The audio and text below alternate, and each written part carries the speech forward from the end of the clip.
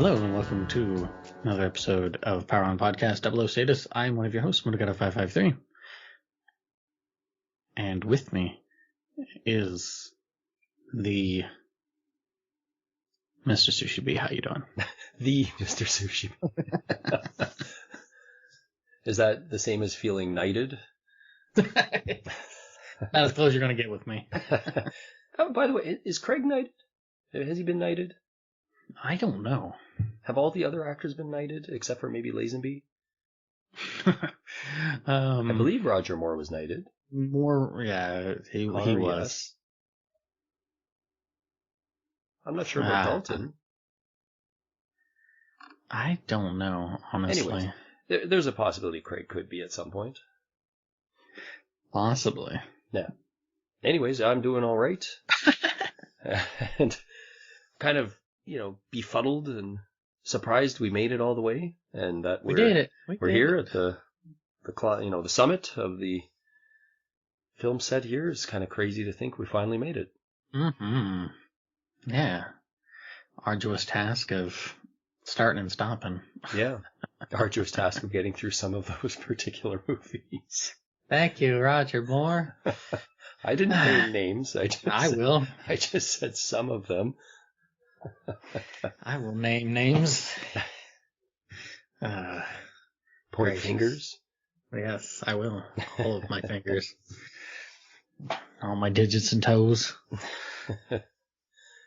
Yeah, and yourself? I'm doing well. Doing good. I was concerned I'd be a bit sleepy, but I'm not as sleepy as what I thought it would be. That's good. And you made it through this movie, which was nearing pushing close to 3 hours.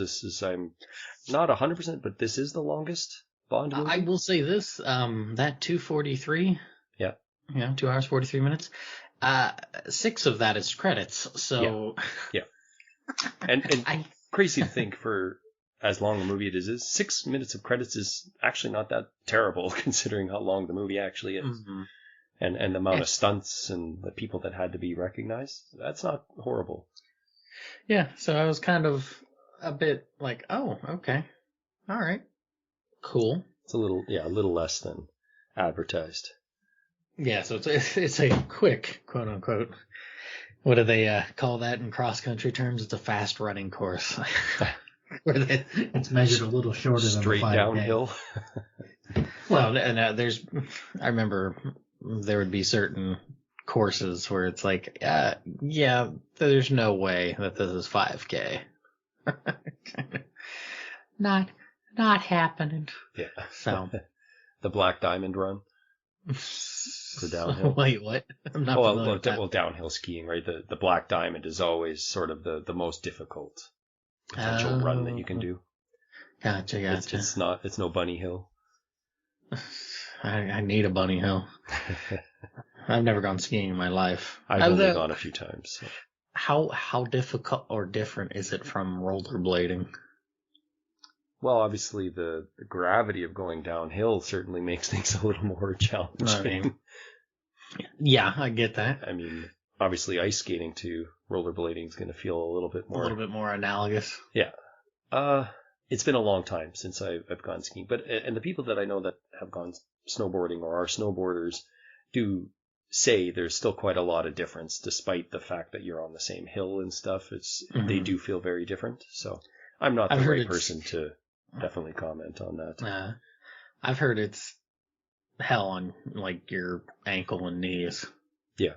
Kind of thing. And it's like, I come from both sides of the family that, their knees in particular are kind of suspect. I'd like to keep mine. Well, you could just do what the kids used to do back in the day and not try to do any sort of slalom style. They just straight down that hill and just hope for the best at the bottom.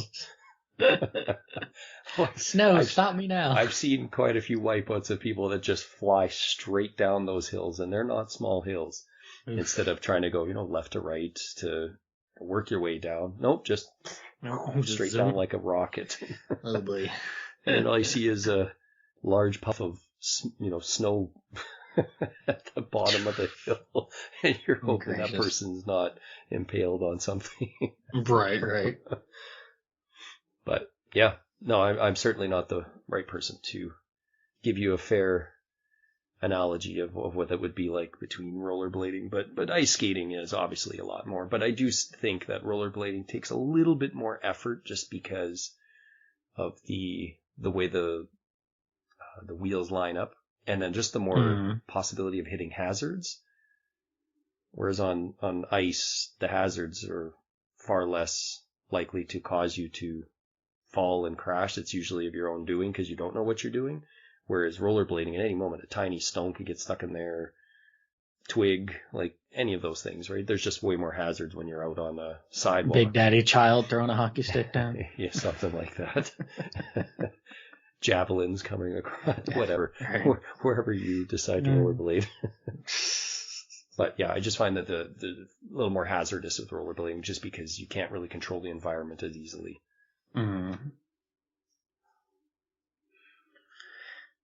Well, I don't have a good segue for that. So there isn't one. There is no skiing. Craig doesn't ski. Hey, well, that's fine. Ski. That was Roger Moore's thing. That was Moore's thing, and yeah, Pierce did a little bit of it as well. He did, yeah, a little bit. So, but no, we are going to step into the 25th and currently, as of this recording, yep. the last James Bond film, No Time to Die.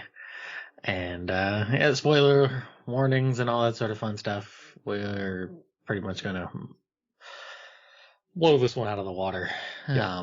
Look at everything that we can here. Yeah, turn it over, inspect it, see what's going on, and then send it on its merry way. For sure. Dun dun dun. So, one thing of note of this movie is just the number of delays that this movie had to face, and not only just from a production standpoint, but just with the COVID pandemic, right, and leaning into that. And this was supposed to be a 2019 release, and then it got pushed. I think it was February 2020, and then it was April, and then it was kind of an indefinite, and then it was like fall of 2020, and then it just kept getting pushed back. I think part of that is due to they wanted this to be a film going experience in the theater. They didn't want to just release this on, a streaming platform or something. Well, they needed that money badly, and I don't think they were going to get it from the streaming. No. Because, like, here's how wild this is, right? I don't remember exactly how much it cost. It was $400 and something million, or like due to those delays, or just the actual production? With the budget was like, it might not have been it might have been 300 million or so. Okay. But they only quote unquote made 774 million. Mm-hmm. And they needed to hit 800 to break even on this film. Because of marketing and because of those delays and stuff? I would imagine. Oh, wow. Yeah. That's crazy. That's stupid. So $500 that was not even a part of the actual film production. $500 million. Yeah, wow. That is an insane amount of money. For everything else going on. Wow. And yeah. And they still did not break even on this film, which is probably like why they're, hey, let's put Bond on ice for a minute. Not just because he dies, but because let's put this whole thing on ice for a while. Right. And not necessarily because of the reception and everything, but just if that was the case and they were still in a shortfall, that is really crazy to think. I'm assuming this is the only Bond movie to reach a shortfall then, and not.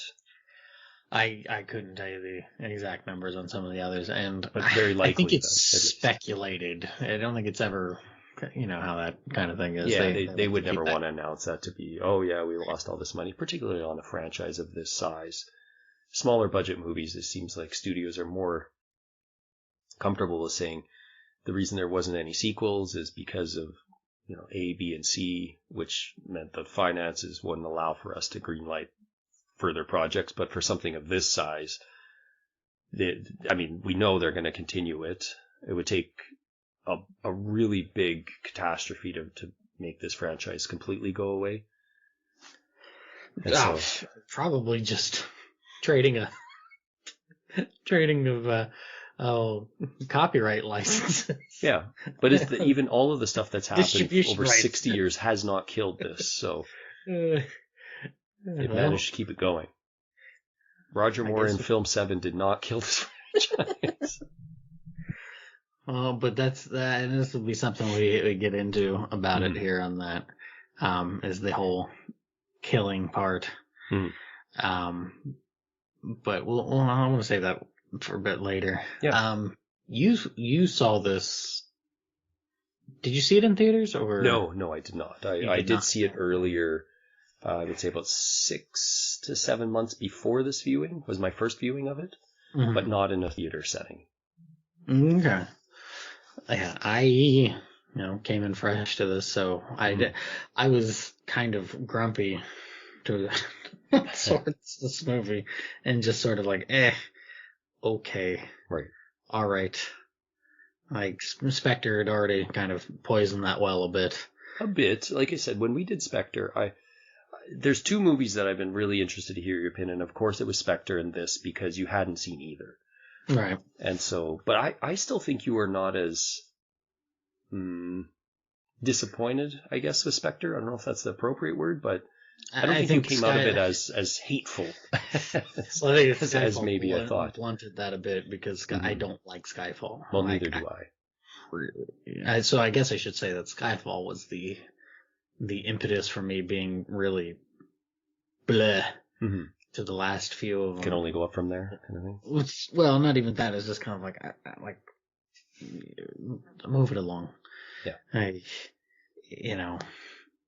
We just move it along. You took 3 films, and then Spectre's almost kind of like doing the same thing, and this movie kind of does the same thing in certain ways, where it feels like it's stuck in neutral. And then when it pops it out of neutral, you're spinning your wheels in mud half the time. So that's kind of my synopsis for the back half of Craig's Bond arc. Well, just I think the whole start-stop. We had 2 quick films in succession, and you had the issue to get Skyfall put together, and a huge gap in time to now get Spectre put together, and not necessarily a fault of this movie. When was Spectre? 2015? 2015. So, I mean, there's still a 4-year gap, which is still quite large to get to this. It's a 6-year gap. Well, no, like the initial potential release of this would have been 4 years because they wanted it in 2019. Which is still kind of lengthy. Yeah, it definitely is. But you tack on those 2 additional years and them really having to spin their wheels of, okay, our theater's open. Can we put this out? Can we put this out? Can we put this out? And just having to kind of keep putting it back on the shelf. And it probably killed some of the momentum, unfortunately, because we got a trailer way, way before the movie actually got released. So I think it kind of lost some of the public consciousness, which didn't help matters. And they wanted to really kind of bring it back. Hey, like the movie's finally coming out. And it probably had lost a ton of steam. Yeah, because I mean, what's that, like late September, early October or so? That's things are still a little screwy. Yeah. Around that time period. Yep. Now that I think about it, this is when I got like super de duper sick and nearly lost my leg. So I think I had more important things on my mind. Pressing matters to attend to. Yeah. Now that this is really starting to focus back in, I was a bit more concerned about the dying or losing a part of myself than what was going on with this film. So, but like. And it's really hard, especially how divided the critical reception versus a lot of just word of mouth reception. It seems like this is another one of those. Some people really, really dig what they did with this movie. And then other people just kind of like, eh. And then there's other people who are like, eh. But boy, sure howdy. That whole dying thing, that was dumb. Right. It seems to be the three main camps. It's definitely a quite divisive movie. It might be the most divisive Bond movie, period. It might always be the most divisive movie, and we won't know until we get whoever this new actor is going to be and what kind of arc that ends up looking like. Who knows? This could be in 25 years. People could be like, no, it's actually a really great film, kind of the way On Her Majesty's kind of, simmered and simmered and simmered. And for years and years, all you ever heard was how bad the movie was, and it was so terrible. Mm-hmm. And now you have a bit more fondness for it. So who knows? And nobody knows what the future could tell about this movie, and if people might change their opinion on some of the stuff that happens here because of whatever direction it goes in the coming years. That's much less so, though, obviously, because unless there's director cuts to come afterwards, much has less to do about the film itself and more of just the opinion changing. Yeah, no, for sure. I mean, look at the Dalton films, right? For a long time, lots of people just hated those movies. Just, that was it. Oh, those were the two movies in the 80s that nobody liked. And then because they would rather watch Roger Moore, the clown. Right. Send in the clowns. Tears of a Clown. It's a great song, by the way. It is a good song. Smokey knew how to write a song. But it'll be interesting to see. I think Brosnan's kind of a bit of that. I think he's in a bit of that place right now. Like his Bond movies there are people that definitely have a fondness, but I think he's kind of on the outs right now. Like still, I don't think it's kind of come back where people are like, I really appreciate those movies. It feels, especially the latter two, more so than GoldenEye still seems to kind of hold a pretty good positive memory for a lot of people, whether it's from the game or not. But yeah, it'll be interesting to see what happens in let's say 10 years after this next actor comes in and so forth. For now, it does seem to be quite divisive. Yeah. Dun dun dun. And for the most part, the latter 10 or so minutes seems to make most people upset. Yeah. Like I said, I'll talk about that later because I don't want to derail into that. No, I don't either. It just, but that just seems to be the most critical thing about the movie for most people. And fair enough, it is a huge moment, right? It's however you view that. But yeah, I'm good to jump into some of the good things about the movie if you'd like to do that first. Sure, let us do that first. I would say that, not considering the substance of like the story that's going on, but just of the actions and what is pieced together, the pacing is really well done. I would the back third is a little dicey here and there. But for the most part, I think the pacing is done really well. And that despite it being over 2.5 hours, it does not feel nearly as long. It's kind of like, okay. I even had to pause at one moment for something. I don't remember what I was doing.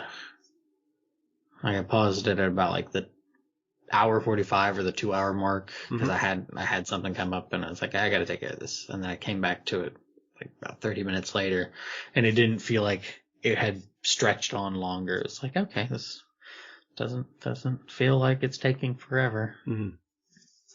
So I would say the pacing is a really, really good point in its favor.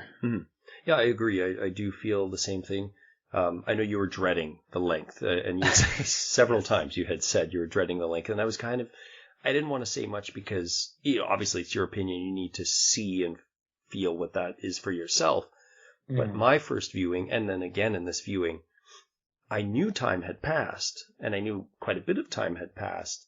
However, there's enough things going on, and the pacing is engaging, despite some of the stuff that are hiccups throughout the film, or not so great moments and pieces and characters and so forth, you're right. It kind of does a good job of still pushing along though, and it's not necessarily just trying to hit all these familiar beats as well. So even if you don't like stuff that's happening, at least there is something a bit fresh. There are definitely some stuff that we'll get into that are familiar beats, but the overall pacing is good. Better than probably the other Craigs, aside from maybe Casino. Yeah, I agree with that. Like Spectre's quite slow. Spectre feels long. Mm-hmm. And Quantum feels too short. And it is short, but it feels too short. Yeah. It is pretty abrupt. Yeah. I don't know if I want to consider this a positive per se. Is it in your gray area? Because we can wait for that. Because I have a surprisingly long list actually. It's positive in the sense that it's a continuation, but it is also the movie feels like it's in purgatory. Okay. Which is kind of a, you got the whole death thing going on for this whole movie. Mm-hmm. So when it gets into this film, it's got this kind of ethereal spookiness laden all throughout it. And it works really well. But in the same hand, I'm watching the movie thinking, this could make for like a really good Resident Evil movie. Silent Hill or something. Yeah, something like that. Like it was, which is, that's fine. It doesn't quite feel like Bond, but in the same hand, it's like it does have this nice how to like environmental awareness and stuff for its man, even from the get go, you just like that opening shot, and then the Safin with the creepy trudging through mask. the snow and then getting to the window. Right. So would you say, because I think Spectre really wanted to evoke that, but this movie does a better job of doing that. Right. Where Spectre kind of feels like it's trying to be it's trying to do the Day of the Dead dance, and no, we're dying, everything's dead. Even that musical note, right? That musical cue that they play, like when Hinks comes in and stuff. That sort of spooky musical chime, right? And it's played quite often in there. And there are still some really good sort of those environmental creepiness in Spectre, such as when Bond goes to rescue the Monica Bellucci character. I can't remember what her name was now. But just like that scene was good, and even like when he goes to the Spectre meeting and there's, just right. Yeah, there are moments that are really good for sure in there that are like this, but this movie seems to entrench them a little bit better, even if it doesn't, as you said, necessarily feel like a Bond movie, but it works in the flow of things. Right, yeah, it's the ghosts of the past coming to haunt. For certain this time, as opposed to for real. For realsies. This time, no fooling around. Yeah. Well, and I think part of that's because of how Spectre ends. Right. So poorly. It's kind of it ends so poorly, and it's like, okay, cool, that's stupid, but right. So it's kind of. It feels like it's like, I think we, talked about it with that other one. It's like, oh, we got the name, we got to use it. Right. Oh, oops. Spectre kind of just tries to wrap things up real quick, and then this movie might have the opposite effect where it's trying to wrap things up too long, right? It kind of stretches things out perhaps a bit longer than necessary. Right. So they didn't really find the sweet spot. But that's for later on when we get. Right. So yeah, what's another? So like I said, I'd say it's at least a plus for it because it does continue that thematic chain, and doesn't muck it up, and actually does it better than Spectre and then Skyfall. Skyfall is just insulting. The only thing about Skyfall that was good though was just when they pull up initially. to the front. Is it a gate or whatever that is? And just like the Scottish moors with the fog and everything. It was like, that's a really great shot, but then it just kind of gets all, doused with water. It's like, it's not that special. Well, and then Silva taking out his teeth and said, "Oh, look what you did to me." Right. That's from the sign, and it's like, okay, that's well, from not a practical really... effects standpoint, cool, but not that enticing as a plot point. Well, no, I meant in the sense I know what you mean, but so yeah, that kind of sunken face thing going on. Yeah, it's like, oh, okay, right, sure, nice try. And then you see a real picture of Javier Bardem. He's like, he's a really handsome man. He did a good job of making him ugly. Look at they massacre my boy. So what's another positive that you would give for this? For me, I really like the soundtrack here. I feel like aside from Casino again, this is my favorite soundtrack of the Craig era. I really like the original score that's here, and I really like the callbacks to previous Bond in here, and primarily from On Her Majesty's. We get the Louis Armstrong song that's kind of played through a couple of times in just the instrumental, and then we get it in the credits, and then we even get the theme song from On Her Majesty's when Bond and M are meeting on the riverside there.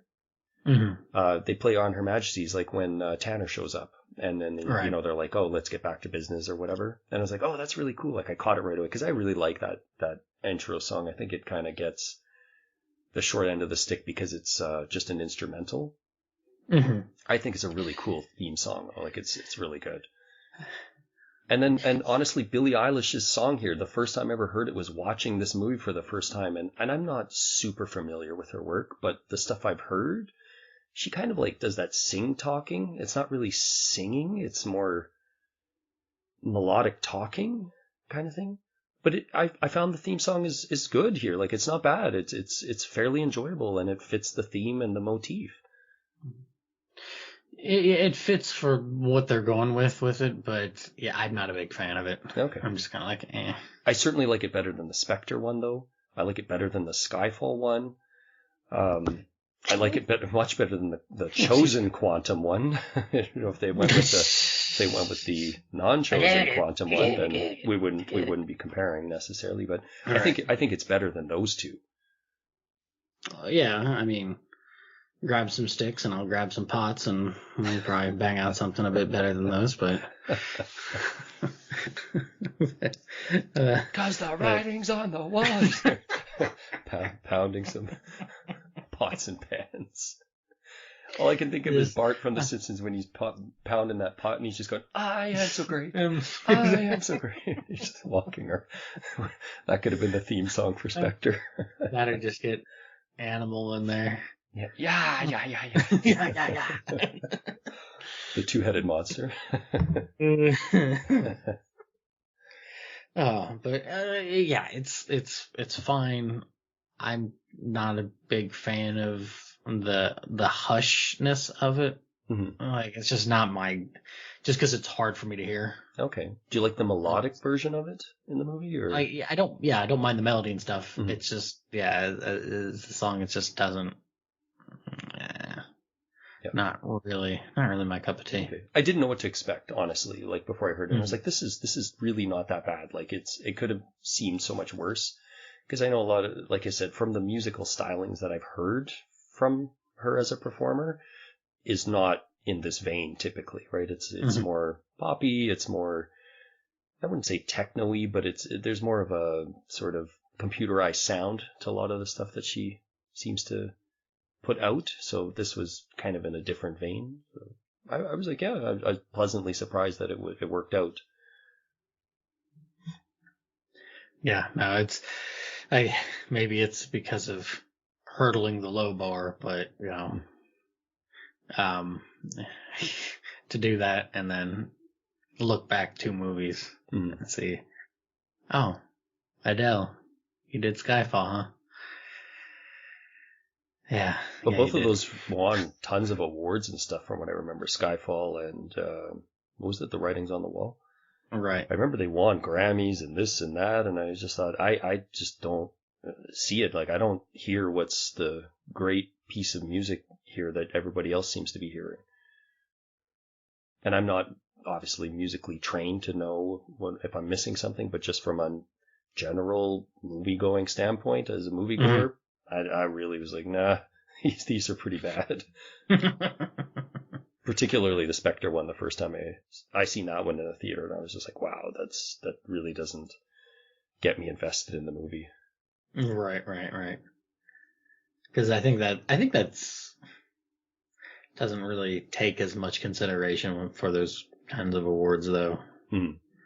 No, I don't think so. They're looking at all the composition and all that other stuff. Maybe not even that. Yeah, just everything else going on with it, as opposed to how is this working well in the movie? Yeah, no, I don't think that's. I may not like the song, but it does work well in the movie. So, and I do like Hans Zimmer, and however, he has this bad habit of the horns. Yeah, the loud horns.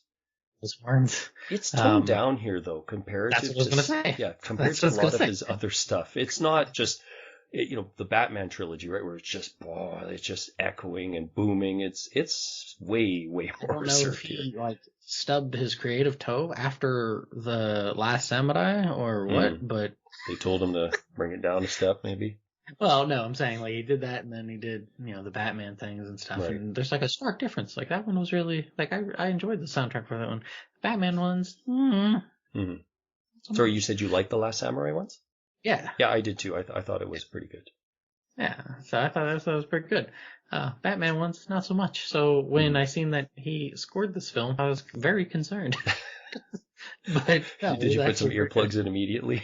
just wait for your TV to start shaking and trembling at the sound of the Craig walking across the screen. I don't listen to it that loud. I will say this for whatever That's reason. the scary thing. You don't have to turn it very loud.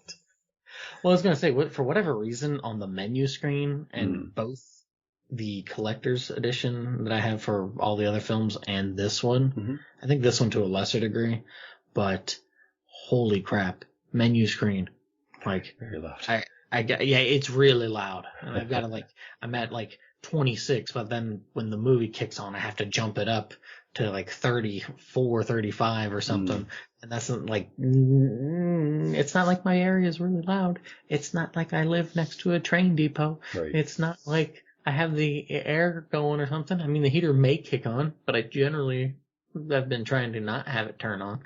It's kind of at that point, but well, the menu screen engineer really needed to get reined in. I don't know how you can goof that up. Please. No quality control. I don't know. Yeah, seriously. Let's figure this out. Yeah. My neighbors do not need to know that I have just turned on a Bond film. As much as I love. Got another Hans Zimmer film in. Yeah, but you're right. I'm sorry I kind of stole your thunder there a bit, or Hans Zimmer's thunder. I don't know, but it's nice that it was a lot more toned down. It didn't overshadow moments in the film. It didn't overtake, the sound effects and so forth that can be the problem in other Hans Zimmer scored movies. It just fits here pretty well. They did a good job. Yeah, as a whole, like I said, I think this is a good soundtrack.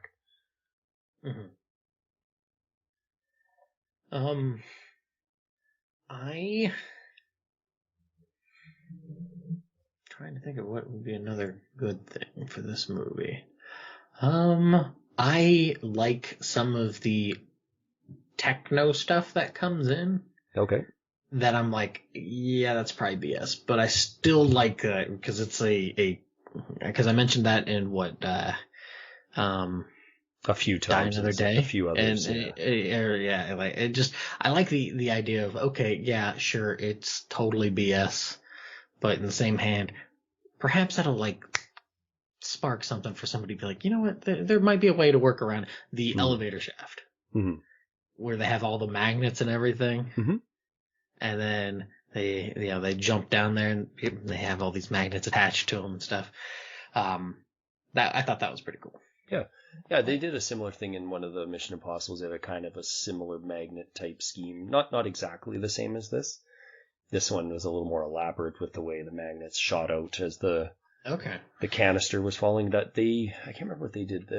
They had like a vest that was the Ghost Protocol, the fourth Mission Impossible, where the Jeremy Renner character had to like jump down a similar type shaft. Not as deep, but there was like a fan that could cut him at the bottom. So they had to have the magnet kind of keep him hovering so he wouldn't get sliced up.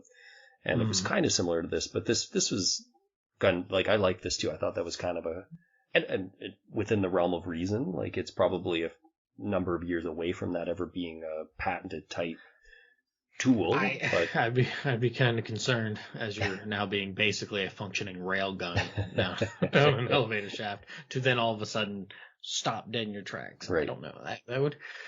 That momentum, that kinetic energy is going somewhere. Well, it'd be a fun thing to try if you were, I'm good. 11 years old or something. Oh, I'm good. But again, it's still within the realm of believability to at least some level of degree, and I like that too. I thought some of the technology here was good, and we even got some of the old technology right at the end of the movie with the generators and things like that, which were supposed to be from the 50s or something, 60s, something like 50s or 50s. Yeah. So it's kind of fun to see that parallel there too at the end, and even the techno side of this virus, right? Like that was an interesting piece to include here. That's it's utilized kind of wonky, but again, it doesn't seem completely out of the realm of possibility. Well, and that hasn't been something people have been concerned about in a sci-fi setting, is making something that will like attack certain genetic sequences and stuff like that. So DNA structure of a particular genetic line or what have you. Yeah, I think that's a good point. You mind if I jump in with another one? Go ahead. I found Craig's performance here, he seemed quite motivated again, right? Like after, well, and obviously so with Spectre, right? Like Spectre, there was a lot of issues, and he came out of that with a pretty negative couple of press releases and so forth. So it was nice to see that he seemed really engaged here. And I really found that the script writing and dialogue for Bond with just about everyone in the movie, aside from maybe one or two characters, actually felt genuine in a lot of ways, and felt like, everyone knows this was going to be Craig's last movie, but there was a nice sense of camaraderie, but some closure with a lot of the characters along the way. And I felt like Craig's acting skills really got to shine in a lot of these moments. And the Madeleine character, infinitely more believable in this movie, that their relationship was torn apart, and whereas in Spectre, it's just so rushed, right? We just had the train scene, which seemed to be the only real, genuine sort of romantic part of the movie, whereas everything, I remember at the end, she was just, I can't do this anymore, and just basically walks away. And then suddenly was back. But in this, it felt way more realistic in their dynamic and connection. A little bit less so like when he just dumps her on the train. You understand why, because if you see the other movies, but it's a little abrupt. But other than that, like when they see each other in the hallway again for the first time after 5 years, all of that stuff I felt was acted quite well. And so I would give credit to both Craig for the way he approached the performance, as well as I felt the script writing was actually quite good. There's a lot of like good quips that weren't too like, come on, like they weren't the total over the top Roger Moore goofy quips. They felt they'd make you chuckle, like they were just enough of a punch, to them, without really going past that goalpost of just, that's terrible. Yeah. I think it's the tour part of trying to wedge in all of these it's Craig's last outing. Mm-hmm. Let's get old Felix in there. Yeah. I'm a little bit more tepid on it, I think. Okay. Like, yeah, his acting's fine, but in the same hand, it's just kind of, how to put it? And maybe it's a mark of good acting. I'm just kind of indifferent to it. Mm-hmm. It didn't really push the needle.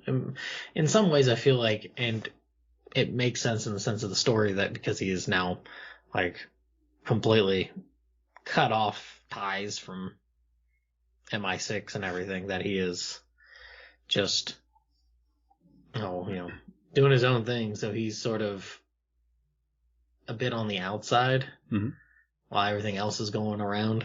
So it kind of gives it that almost in a way, License to Kill vibe. Mm-hmm.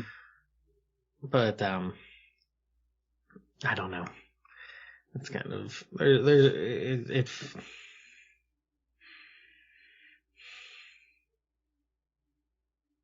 it's not the worst, but it's just kind of indifferent to it for myself. Okay.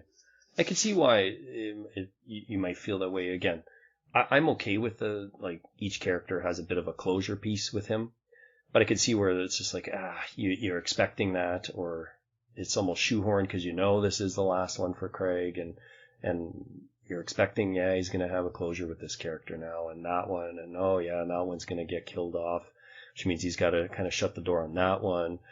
But I just found, again, aside from maybe two characters come to mind that I don't feel the chemistry is quite there, and if one of the characters dies anyways, and that there's no chemistry I found with Safin. I just don't see the chemistry there. Yeah, it's pretty.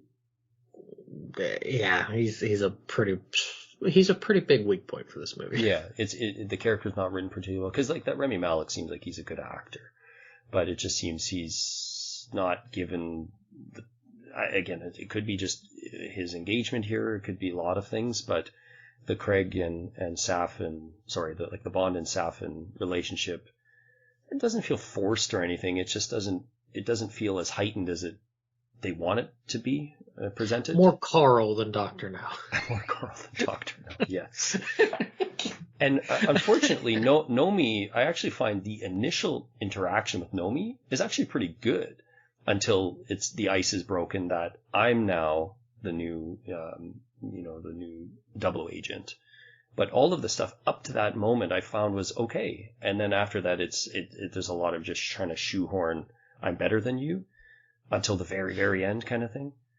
Yeah, well, and it's a really abrupt thing to be like, redesignate him as 007. A little bit, which is kind of like, why? But even when they start working together, it's not until that last moment when he's sending the boat off where I'm like, okay, I kind of see a bit of a chemistry there, but everything in between, I just find you get that initial moment where you see a bit of that, fireworks and chemistry, then it's just kind of everything's so tepid. And again, the character's written to be so.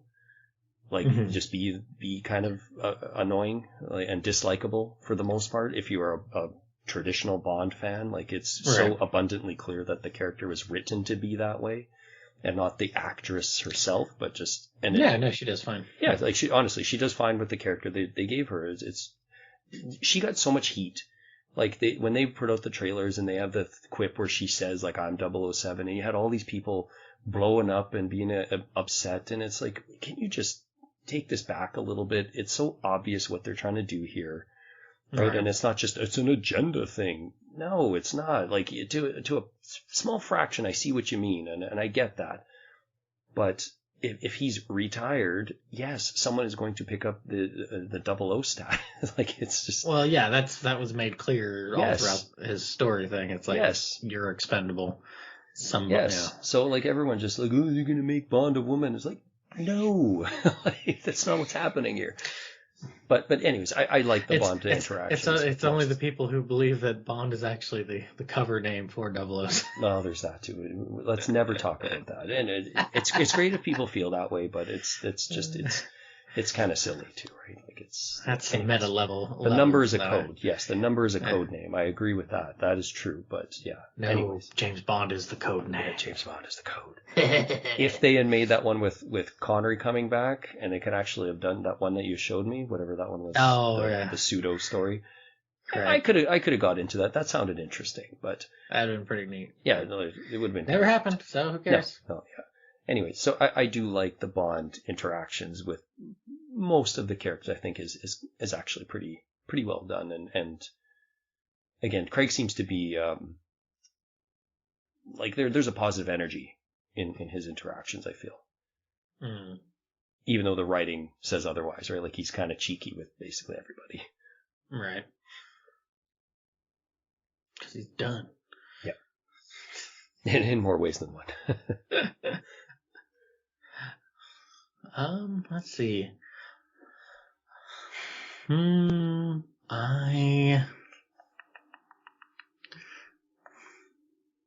mention that. I didn't mind the chases so much. I liked the one in is it Matera? Is that in Italy? Yeah. Which part of it? There's kind of a couple there. The car chases was kind of more so. Okay. Like I didn't mind the car chases so much, especially when the Primo he starts shooting at the one specific spot to break the windshield. I was like, okay, all right. Yeah, he's not just shooting wildly. He's like, okay, no, I'm done. Right. Bond sure seemed pretty done at that moment. He was also he was mad about something that I'm also very mad about. Yeah, but I don't know is it the destruction of the car? Well, no. That's for later down. Okay. Yeah. Sure. I don't want to get distracted. Sure. But I like the car chases on that, and then the one in the Norwegian wood. Yep. At least out in the open and stuff there. I was like, oh, that's kind of neat. You get that kind of action shot where they all jump out of the forest at the same time. Like the vehicles and the motorcycles and all that. Right. I mean, that's more than a little silly, but yeah, it's a cinematic thing, but it's fine, right? It's just I was like, oh, okay, whatever, it's fine. But you get the two vehicles at first, right? And I was like, yeah, that's a good chase scene, and the thing flips over, and the part like right when it's kind of getting close to it before where he's on the moped before he gets to that moped part. He's on the bridge and he jumps to get to that little, I don't know what to call that. When you swing on the cable? Before that, there's that stone. Right. That he dives on behind. Yeah. I'm like, oh, that was really cool. And the cable thing, like that whole little bit as well was really cool. Like I was like, that's a good start there. Yeah. That sure looked like a stuntman took a pretty hard splash, like so when the cable swings down and then he hits like the side of the bridge, the upright or whatever, well, and if the kind of behind tumbles. the scenes were worth a damn, maybe I would have known more, but I would have gotten better information, but there was nothing mentioned really about that. It may not have been, but I mean, it looked like a stuntman actually took that spill. Could have been a CG thing. They did a not bad job of covering up the CG stuff here. There was some stuff. But they certainly made an effort to do practical. Yeah, I agree. Like with car vehicle crashes and stuff. Craig's driving on a lot of those as well. Yeah, especially out there in the wilderness. I was like, oh, that's pretty neat. Good on him. Yeah, because you can see it's him because just the camera's like right in front of him as he's driving, and you can see the vehicles behind and stuff. Yeah, I agree. Most of the Craig movies, the chase sequences with vehicles are actually pretty good.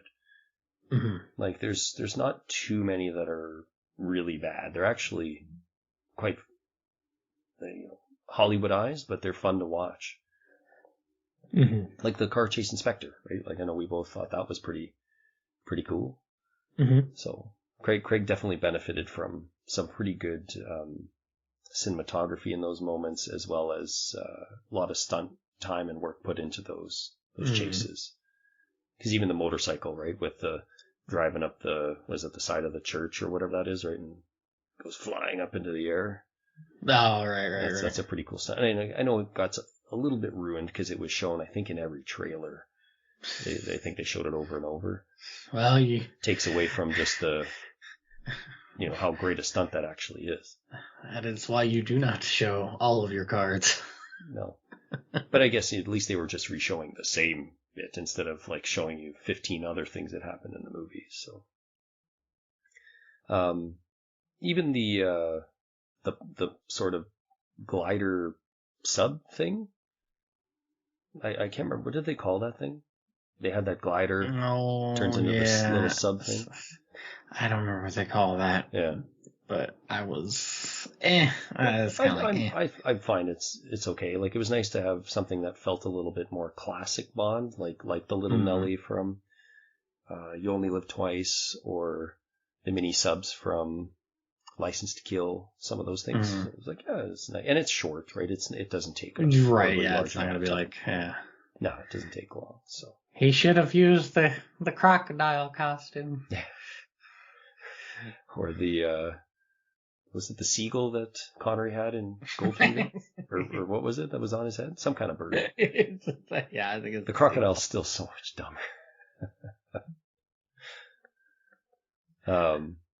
I'm surprised we didn't have Roger Moore in the pouch of a kangaroo in the outback or something. Well, they were getting pretty close to getting that ridiculous. I mean, we had clown Bond, we had gorilla suit Bond. Like, what's to say we didn't get kangaroo pouch Bond? Get some Joey Bond in there. Yeah. Name's Bond. Joey Bond. Could have gotten pretty nuts. They've never been to Australia, have they? I don't think Bond's been to Australia. Well, no, I'm trying to recall. Well, because he seems to avoid it. He's too many poisonous animals. Kind of like, I don't think Bond's been in Australia for anything, has he? We just watched all these movies. I can't recall any. I want to say there might have been a brief clip in Sydney at most, but even then. But was Bond in Sydney, or was it like somebody was in Sydney? Yeah, that's what I'm like. That's pretty bizarre. If not, like, Australia being an English-speaking country, you figured there'd be something from a 25 film franchise there at some point. But anyways, it's fine. I can't find Ayers Rock anymore, so. No, you cannot. Maybe under special circumstance for filming, you might be able to put something together. I don't think it would not be a smart move to do that. Yeah, because then you're going to get more yahoos just going, well, they did it for this movie, why can't we? Yeah. So, what other positives do you have for this? I still have a couple here. All right, list them off. Sure. Unfortunately, this one's not something I can just go real quick. Do you want me to do the quick ones first then? Yeah, do the quick ones first. So we get the Living Daylights car in this, which I didn't even recognize at first, and then after thinking about it, and then I just wanted to see what the cars were in the movie, and then I said, oh, okay, it has the same license plate and everything. It's like, okay, that's actually pretty cool. We get the Living Daylights car in this. Since the DB8 had seen better days, it's cool that the DB8 got to showcase some of its weaponry and stuff, which was a bit of a surprise. I think it gets abused more than anything. I know, but, with the Craig era films, gadgets have always been really like, no, this is a no-fly zone. So it was cool that we got the smoke screen, we got the chain guns, we got, we got to see some of this weaponry, and even the little spikes that he spills out as he does the drift there at one point. Right. So that was nice. But it was cool to see the Living Daylights car, a little nod to the Living Daylights. We don't get that very often. So I didn't mind the M portraits in the hallway. I'm guessing you saw that too. We had like Judi Dench. I did. Yeah. And then we also had the what is that actor's name? He was M that was in License to Kill and Living Daylights, Octopussy. He was M for a few there. Can't think of the actor's name, but he's on one of the portraits as well. Well, I can't think of his name. Anyways, it's fine. We recognized him right away. Like that was pretty cool. So correct me if I'm wrong. Bond, after he retires, is he at GoldenEye? Yeah, that's what it's meant to be. Or at least it's implied that, like, without telling, the average moviegoer has no idea. But for you and I to be like, I'm pretty sure that's supposed to be GoldenEye. It's supposed to be, yeah. That's pretty cool. It's an approximation of it. Okay, I thought that was pretty neat. I thought that was a nice nod, and obviously, gorgeous setting. Yeah. So that was pretty cool. I like that, and as soon as you find out it's in Jamaica, that's where I clued in. Not the initial moment, but then after, when you realize that they're in Jamaica, I was like, okay, I'm pretty sure that's supposed to be GoldenEye, because they have that. Is it James Bond Cove or something? They actually have like a listed place, James Bond Basin. I think there's something for something. Yeah, it's not right by GoldenEye, but it's a few kilometers away or something. You've seen it on the map. So I like that. There are a lot of nods in this movie. And like a surprisingly large number, and I can't even list them all because there's so many. But when you get the death of who's the goofball faux CIA agent? Logan Ash. Thank you, Logan Ash, and the way Bond kills him is kind of similar to For Your Eyes Only. You're right. It's like, I like that nod as well. Very similar way that he gets killed off. You get the Delectados, right, with the cigar that Bond finds in his home, which was in Die Another Day. Remember when Pierce is looking for those when he's in Cuba? Right. So I like that. What else? I like the sort of callback to Dr. No, like just before the song starts. I don't know how you felt about that, but I thought the colored dots kind of coming in. I was like, that's kind of cool. Yeah, I mean, that sort of stuff I'm not nearly as like impressed on. I'm like, okay, like it's not really something I actively try to seek out, and even when I do see it, I'm like, okay, I'm not a big Easter egg hunter kind of guy, so it's like, you heartless man. I know. I thought I will not be swayed. I will not be swayed by these things. By nostalgia. I'm not pulling my heartstrings. Fair enough. I like that they had incorporated a bunch of things that kind of were nods to previous. It's not that I'm always seeking them out necessarily, but when I find out about them after, I'm like, it's really nice that there's always been this respect for things that have come before, and to not overdo it, but to make them as little nods here and there. Mm-hmm. And a lot of the Craig movies have stuff that are those nods here and there. And Pierce's as well. Pierce, there's quite a few in, like, Die Another Day, particularly, had quite a lot. But a lot of those did feel like, we really gotta get these in because it's the 20th. Part of it's because it's 20th. Part of it's because it's the 25th. Part of it's because it's the end of Craig, and it's just like, I don't know. That's where I'm just kind of like, It's too much navel gazing at some points for me, because it's like, and I get that they're small things, so it's not like that detrimental. But I feel like this is a similar problem that Star Trek goes through. Like, ever since Deep Space Nine and Voyager ended, where have they gone with it? To Deeper Space Nine. Yes. Thank you. No, they went back into the past. Yeah. And then, they go back in the past with You're talking about the Enterprise. films when they made those couple of then they rehash things. I wasn't even talking about. I was talking about Enterprise, but then they also the latest one. And they had the Picard one, which kind of takes place shortly after, or not shortly, but sometime after. And it's just like it's like, I think they did it with, I don't remember what's Discovery. I think after a few seasons they did something to where they jumped out a couple hundred years or something. And so it's like, okay, now you've tried that. You go beyond what you're what you're in. At least with the death thing, that was something beyond what's been done. However, I feel like with most of this film, that's what it is. It's a lot of just similar beats with a little bit of a masquerade going on. So when it comes to all these different kind of Easter eggs and stuff, at some point it's just like, just be yourself. Like, stop looking back and just go forward.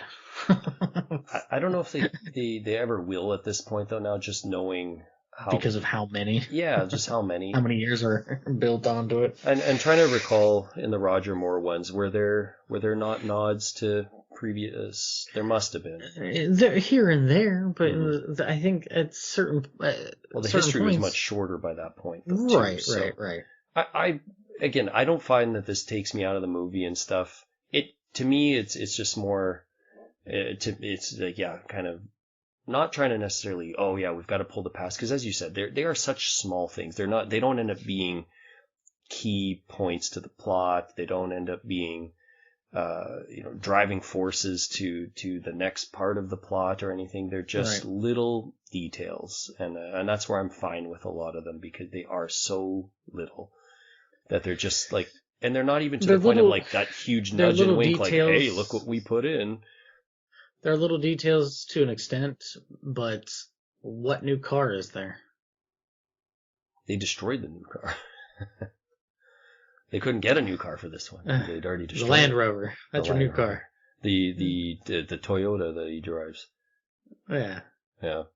Well, but that's what I'm saying, is that because they've done all these kind of tip the caps and stuff, it leaves less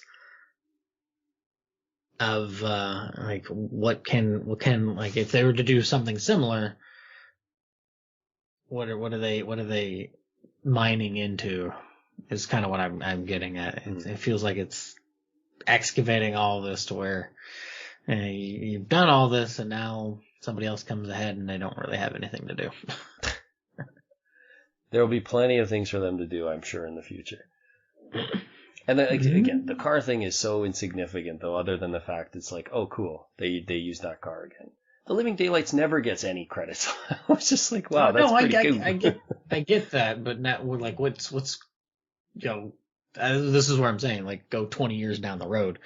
What's the car that they're going to use to celebrate Craig, or what are they going to use to celebrate Craig's? The Roger Moore clown car. Yes. They will all come out of the car. There'll be 20 men that come out. They're all wearing the exact same Roger Moore clown costume. Oh, cool. Driven by the gorilla suit guy. Yes. And then by then we'll hopefully be very old and not watch them at all at that point, if they get to that reflective state. Okay, well, we're going to seemingly agree to kind of disagree on it. I'm fine with them. I like them. I don't disagree that it is, it's like it's a 25th, so they want to get some of the stuff in. But the kind of bigger one that I personally don't mind, but it is a bit of I could see it being pulled into the gray zone, and not necessarily great, but not necessarily horrible, is the weird parallel to On Her Majesty's here. There are things here that I don't know why they wanted to either mimic, or like, maybe this is the big one, that the other things are so minor, but this one like kind of sticks out. And not that we watched On Her Majesty's in a while, but there's some plot pieces here when it comes to Bond's relationship stuff that feel very similar in the way that, okay, in the end of that movie, Bond's wife gets killed, but in this case, we kind of reverse the roles, that he's the one who's the casualty. And just like the musical notes to take from that original film. There's just a number of things that I don't like happen throughout, and I'm like, I wonder. Well, I'm curious to know why that film, I guess, particularly, and then why want to do it for this film? Was there something that was like, Craig's like, this is my favorite Bond. Can we take something from it? Like, I'm curious to know what Craig was the choice. Pretty hell bent on Vaughn dying, like from the get go. Well, not only that, but just like whose idea was it to say, let's take a bunch of notes from On Her Majesty's Well, here? I mean, that's your big death. You know, the big impactful death. So I think that's the, if I was to put down some cards and say that's my winning move, is that, okay, you know, you got this big death, Bond series. Okay, we're going to go back to it, and especially in recent years, how people have been more, oh, this is a good film, you know, and being a lot more receptive to it. That this is the climate to put something out like that. But this is maybe. I am so against how it's like, yes, let's use the same song. Some of this template. Let's just kind of do the same thing, but just kind of play some pinochle with it, and I hate it. I'm not a big fan of it. I don't like it. No me gusta. That's why for me, it's in the gray zone. I don't necessarily hate it, but I'm curious to know more as to the thought process there, and again, why take such heavy elements from that film. Thankfully, they didn't do all the psychedelic women are gonna take over the world or whatever that weird plot piece was. Yeah, thankfully they didn't go that far, but that's the '60s kind of. Yeah, and having the weird accent that Lazenby was supposed to be, like all of that kind of stuff was quite weird. But yeah, I'm curious, and this is why it's for me very much in the gray zone of like I don't hate it, but I'd like to know more. But there are things about it where you're like, okay, this, I feel like I've seen this. Oh right, I have seen this. Yeah, I know there were a bunch of rewrites to it because, what the heck is his name? I can't, like, it's like David Boyle or it's like Danny Boyle or something. He wrote out something that was like. Wait, Danny Boyle wrote this? No. He had like pitched an idea. Okay. And it was going to be like all in Russia and like further exploring Bond's origins and stuff. Because I mean, you sort of get that in Skyfall, but it's all about M, so you don't even really get anything else about him. And then that's just right, such and a then waste. Spectre wasted again. Oh, he's my like sort of kind brother. of like a stepbrother. Right. Ha ha ha. Right. Cuckoo. Shut up. Like it's just awful. I hate it. So mad. And like it was kind of. I figured it would probably go more into that, which would have been kind of interesting. Maybe, I don't know. It's a thing that never came to be. Outside of that, he like the idea of having the child was that was a carryover. The only thing I think that was like the only carryover. Okay. Everything else really just did not end up coming to be, and it was just like, oh, okay, all right, cool. Sweet, swell. No, that always happens in the writing process, the rate of true cutting out stuff and reneging on this because you don't like it anymore because it doesn't fit with other pieces you've added and whatever else. So. Christoph Waltz is not in this that much as well. Like, yeah, and it's I found him more effective here, though, still, than Spectre. I mean, he's more limited here. But it's still the same kind of. It is, but it's not. It doesn't feel quite as hammy because 1, he's not in it as much. 2, he the stuff that he explains about what he's done doesn't feel so, it's still elaborate, but it's not as crazy as the stuff that you start when he's telling the whole thing, Inspector, and you're just like, you just orchestrated this whole man's life? Like, I'm not really buying that. Whereas here he's saying, like, I orchestrated the explosion and you're like, okay, like that's kind of the typical, villain thing to do or whatever. Right, so, right. So it feels a little bit more controlled in that regard. And then, again, just because he's killed off so quick. Like I said, I think it's okay. I have problems with that. The way he dies, or? Yes. Okay. Because didn't they just in that previous scene say, hey, all these Spectre people died by touching this person. And then there's like these points in which there's like, there's some behavior that you'd be like, something seems really off and something seems really fishy. Like, Wait, with Bond or with Madeline? With Madeline and everything. Yeah, no. That whole scene unfolds and you're like, something's up. Like, he has this, there's this weirdness and then she's like, don't touch. And like, it's just like, it kind of irritates me. I don't mind it. It is a bit odd that they let her just leave so abruptly, because if she had been working with him for 5 years or whatever, you would think that they would pull the plug and say, okay, something's really off here. She's never reacted in this way, unless they're implying because she hadn't seen Bond in that long. So like, this is why she's acting weird to see the three of them together. But still, that you would think they would pull the plug to be like, obviously she's not in the emotional state to take care of this. Yes, I know we need to get this information, but it's not gonna work out in this current setting. Yeah. I don't know. Just a lot of like the story stuff bugs me. Because it's just like, it feels like it is just cobbled together and then like, hope this bridge is sturdy enough to get across. And like that point, the whole visiting Vesper's grave is another.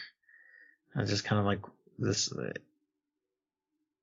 like, come on.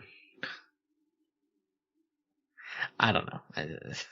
Like, but yeah, sorry to derail on that. That's all right. So,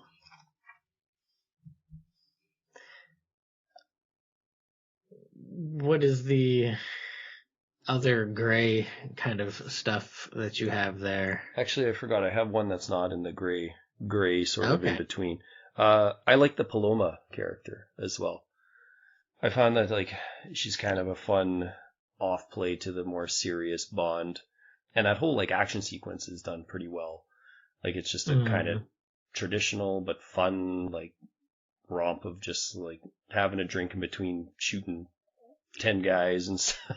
Like it's right. And Craig has a couple of cool moments, like when he steps out in the street and he's like flicking out the gun, and just like how traditional Bond he feels in that moment. And he's he's dressed in his tux and everything, and he just kind of comes out, he just starts sniping guys off the top of buildings and stuff. It's a very cool moment as Bond. So I like and we get such a small dose of her that it would have been cool to see more of her, but you get just enough that you're intrigued to know more. But it's nice that they don't overdo it with her being like, I've only been in the field for 3 weeks, and that continuously playing out for the next 2 hours. Like, it's nice that they just keep that as a pocket, 15, 20-minute segment, something like that. Yeah, it's like it's not super long. Morsel. Yeah, something like that. And so like, and how kind of Bond is just like he's kind of having fun with this moment that she's so inexperienced, and it's like it's so odd to him to work with somebody that is not as professionally skilled yet as he is. I think though that in seeing some of that and how he acts throughout the actions are being on the other side of it. So I think that is a nice, very subtle touch in certain ways. It's like, he's he is worn and grooved out how he is, and he's very comfortable in it. And then, it's a nice dichotomy there. So it's like, oh yeah, I've got it. I know what I'm doing. Yeah. So. Yeah, I like that. I think that's pretty fun. I mean, the scientist guy is kind of overdone quite a lot in the movie. The Russian scientist. Oh, Valdo, I wanted to punch him in the face. Well, he gets punched pretty good in the face later. He won't shut up. He gets it pretty good. Yeah. But yeah, he's probably your hammiest character here, I would say, aside from the from Ash character. He's pretty goofy. Right. Yeah. So, but the whole sequence is still pretty fun, right? And Nomi kind of adding a small wrinkle there of them trying to outsmart her a little bit, because again, she comes across as being hyper confident, sure of herself that she would not make a mistake, and Bond kind of gets one up on her because he's got a bit of an assistance from Paloma there. Mm. Well, and it also just reinforces there's that little touch of something, just that je ne sais quoi of being able to think on your feet as opposed to kind of doing everything by the book, or being more rigid in approach as opposed to being a bit more malleable. So, yeah, cause and effect. Theming. So yeah, that was another positive area, I thought. What else you got kind of in the in-between? In the gray?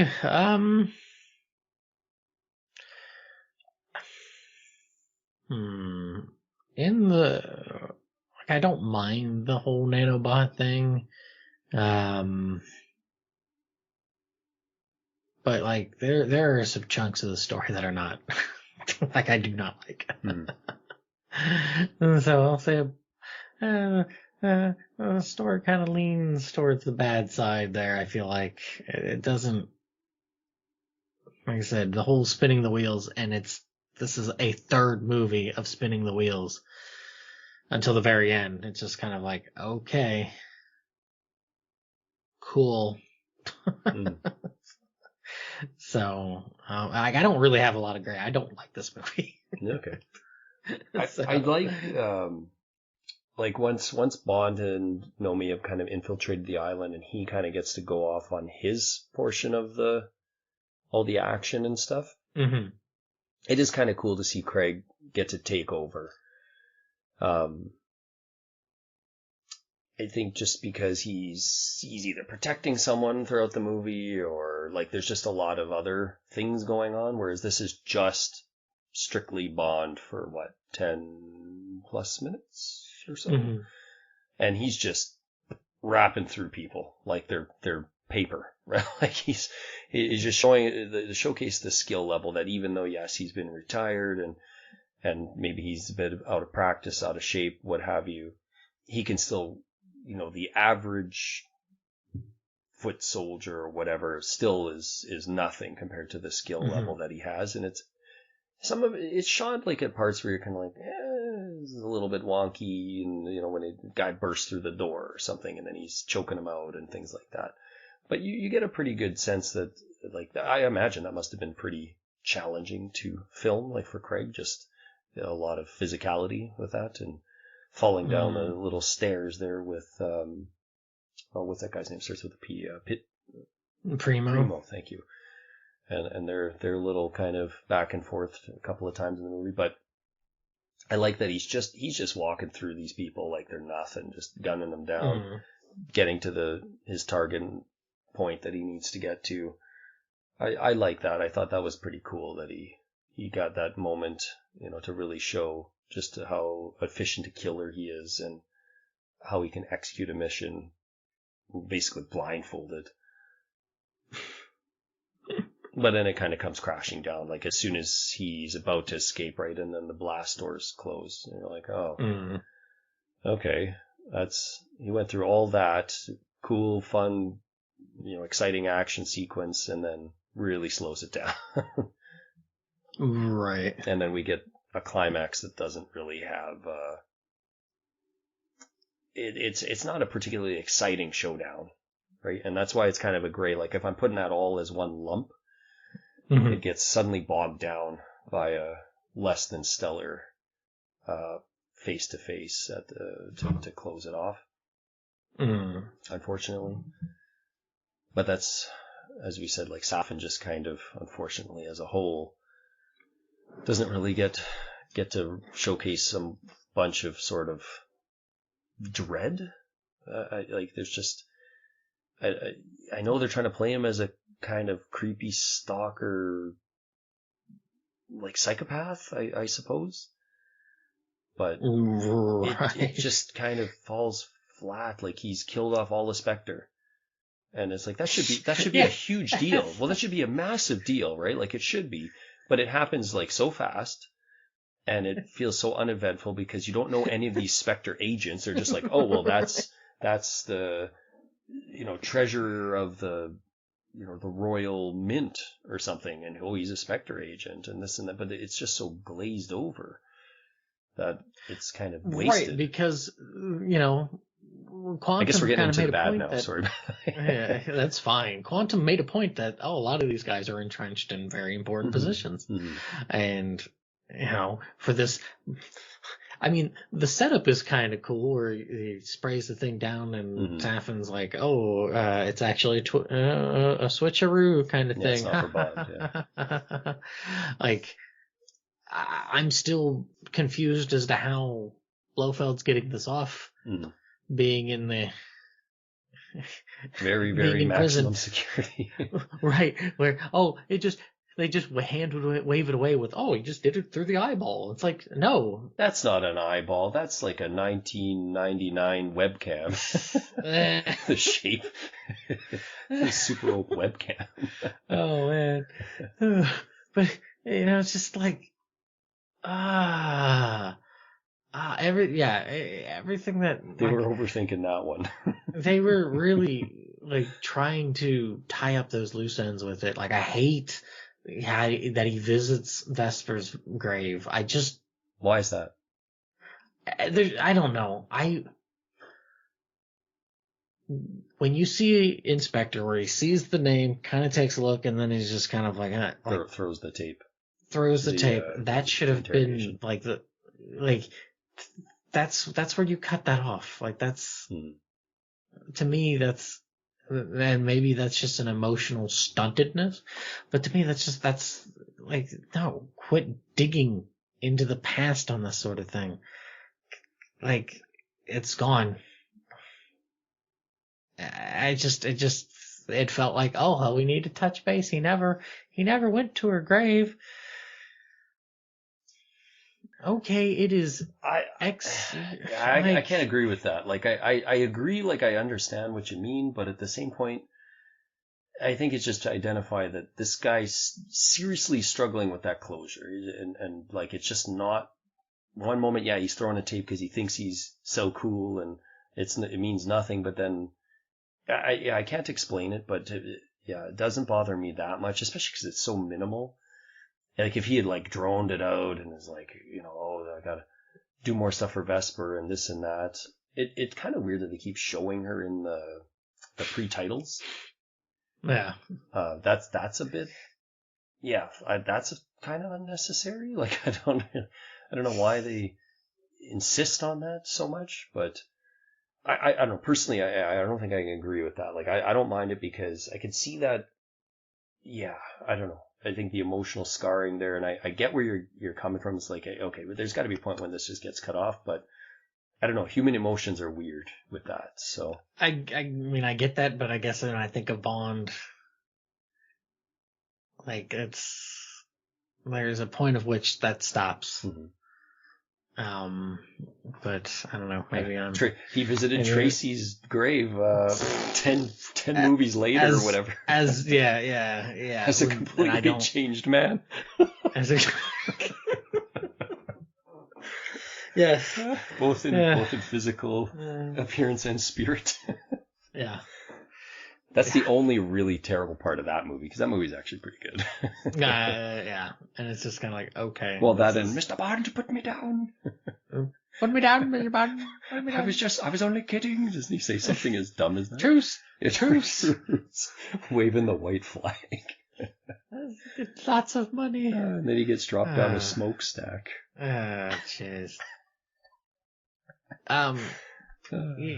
Yeah, so I don't know. It's not for me. Mm-hmm. I am not one of those people. So for me, it irritates me to have something like that. I don't know, like any of my own old baggage. And I mean, you've gone behind the podcast. You know how I am a person. It's not really something I fucking think about. Like I don't. No, but so for some, for like I mean, I've had conversations with people, and it's not like, oh, what could have been or whatever. Like, but it still can. It's everyone copes with that differently, and I know through our conversations, it's definitely not your shtick. So I get. Well, that. Then so for me, it's just like a really annoying thing. Like and I know that's not fair, but that's just how I am. Like I'm just like, yeah, it's back there. It's no longer your thing. Stop trying to fish back there. Fish forward. Like, fish forward. Fish forward. I don't know how else to put it. That just sounds funny. I've never heard that. I just move forward, fish forward. Yeah, fish forward. There's plenty of other. There's plenty other fish in the sea, but you have to fish forward. Don't fish behind the boat. So like, yeah, for me, it's just a needless way to start the whole thing with that. And truthfully, the opening thing, as much as like cinematically is really neat and stuff, this should have been Inspector. Like something like this should have been Inspector. I feel like. Like, do you mean the Safin piece? Yeah. Okay, so the Safin piece specifically, like him coming to the house. Yeah. Okay. Yeah, like the opening before the pre-credits. Had that been Inspector and then left to just be like, what the fuck was that about? And then been in this, I think that would have been really cool. That would have been neat, yeah. Had they had the forethought of what they were doing exactly for this movie, maybe they could. Well, you would think they would have, because they would have had, like, this is what irritates me so much about this. They want to put all these pieces and parts together, and they do it for the first two films, and then they just sort of half-ass it the rest of the way. And it's just kind of like, Judi Dench is retiring, let's give her a good old grand exit.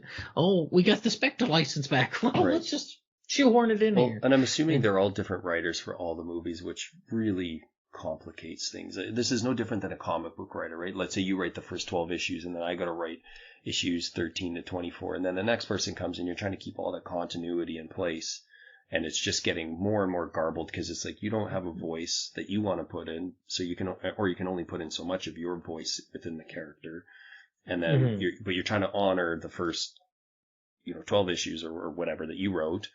And you have to keep some continuity because it's like, well, this character, got blunt force trauma in issue 3, so they can't just be walking around by issue 14 as if nothing happened.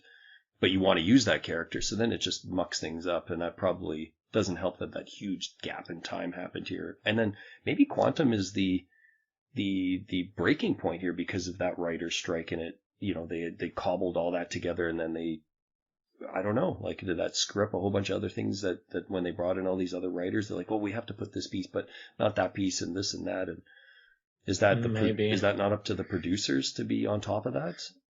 Well, that's what I'm saying. Like, yeah, a certain Barbara needs to be a certain Barbara needs to be pretty certain. I know which Barbara you're speaking of.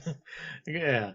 As well as, this also lies on Michael's doorstep as well. Yeah. Like those two,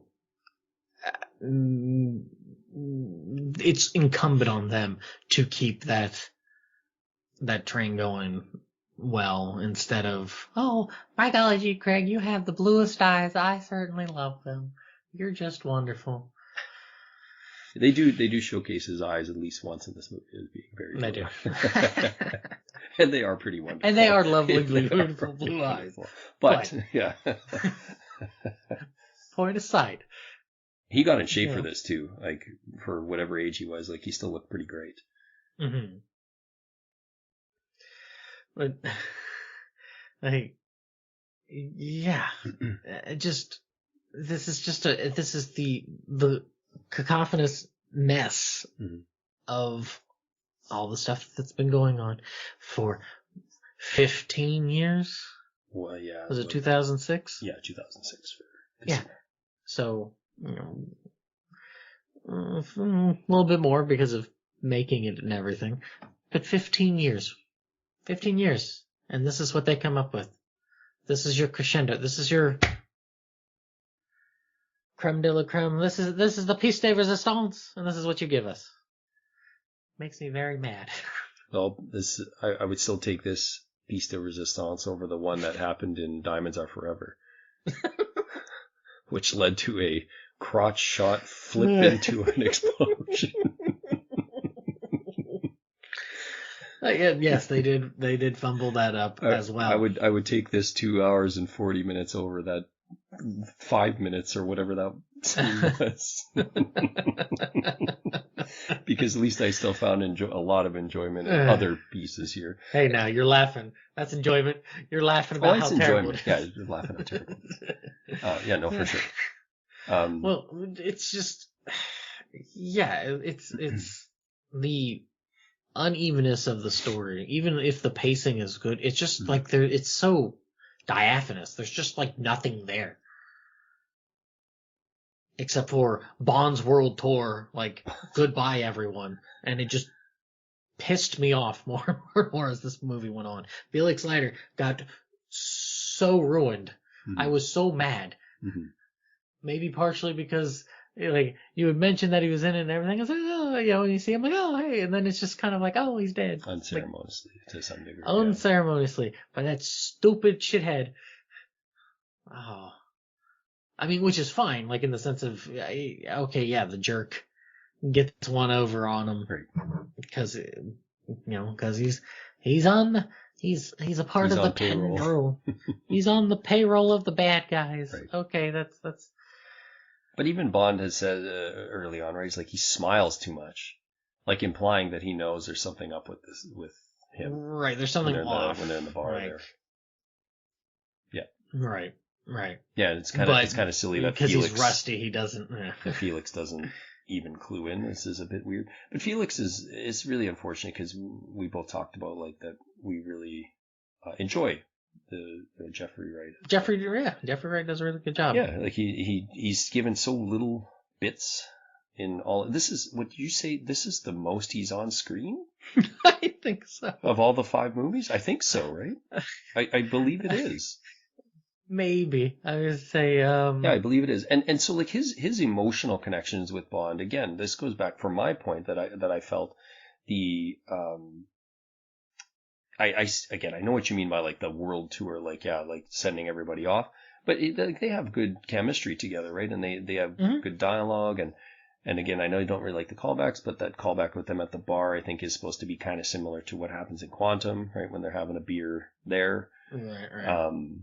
And they're playing the, like, guess how many coins I've got in my yeah, hand. I like the game. That's yeah, and I like when he calls Felix back later and says, like, I am in, and like, you can hear the joyous voice of Felix on the phone, like when he's like, oh, he's in kind of thing.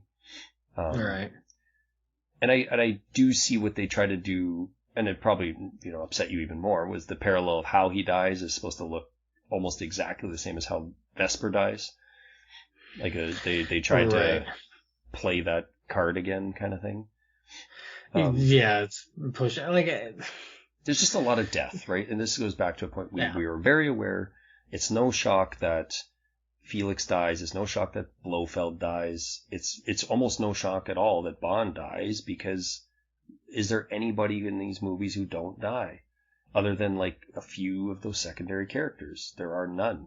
Well, I guess, okay, Madeline, I guess, would be considered a primary character in this one.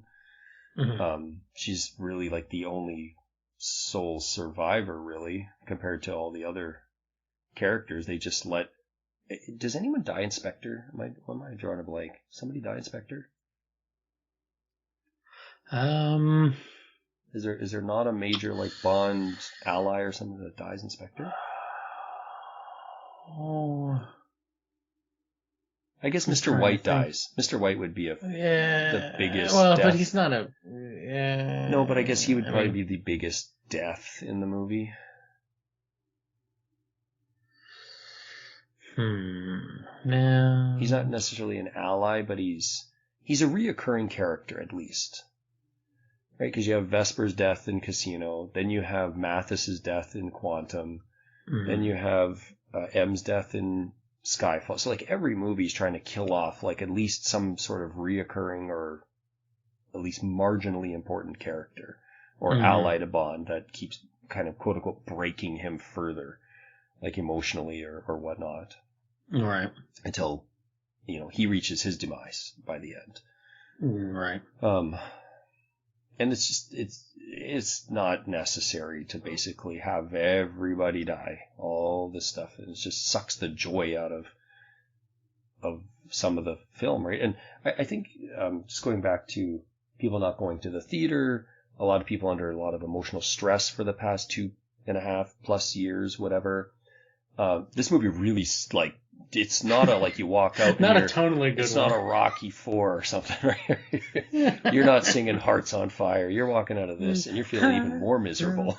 You're feeling way more miserable when you walk out of this. It's much more of a gut punch. Yeah. And truly, they all are, actually, when you walk out of all I was going to say, yeah, we've been getting hit in the nads repeatedly. Now you just, like, took full-on head trauma. The only one like, that really didn't seem too bad. I mean, Spectre kind of. Kind of. But it was just, and Quantum.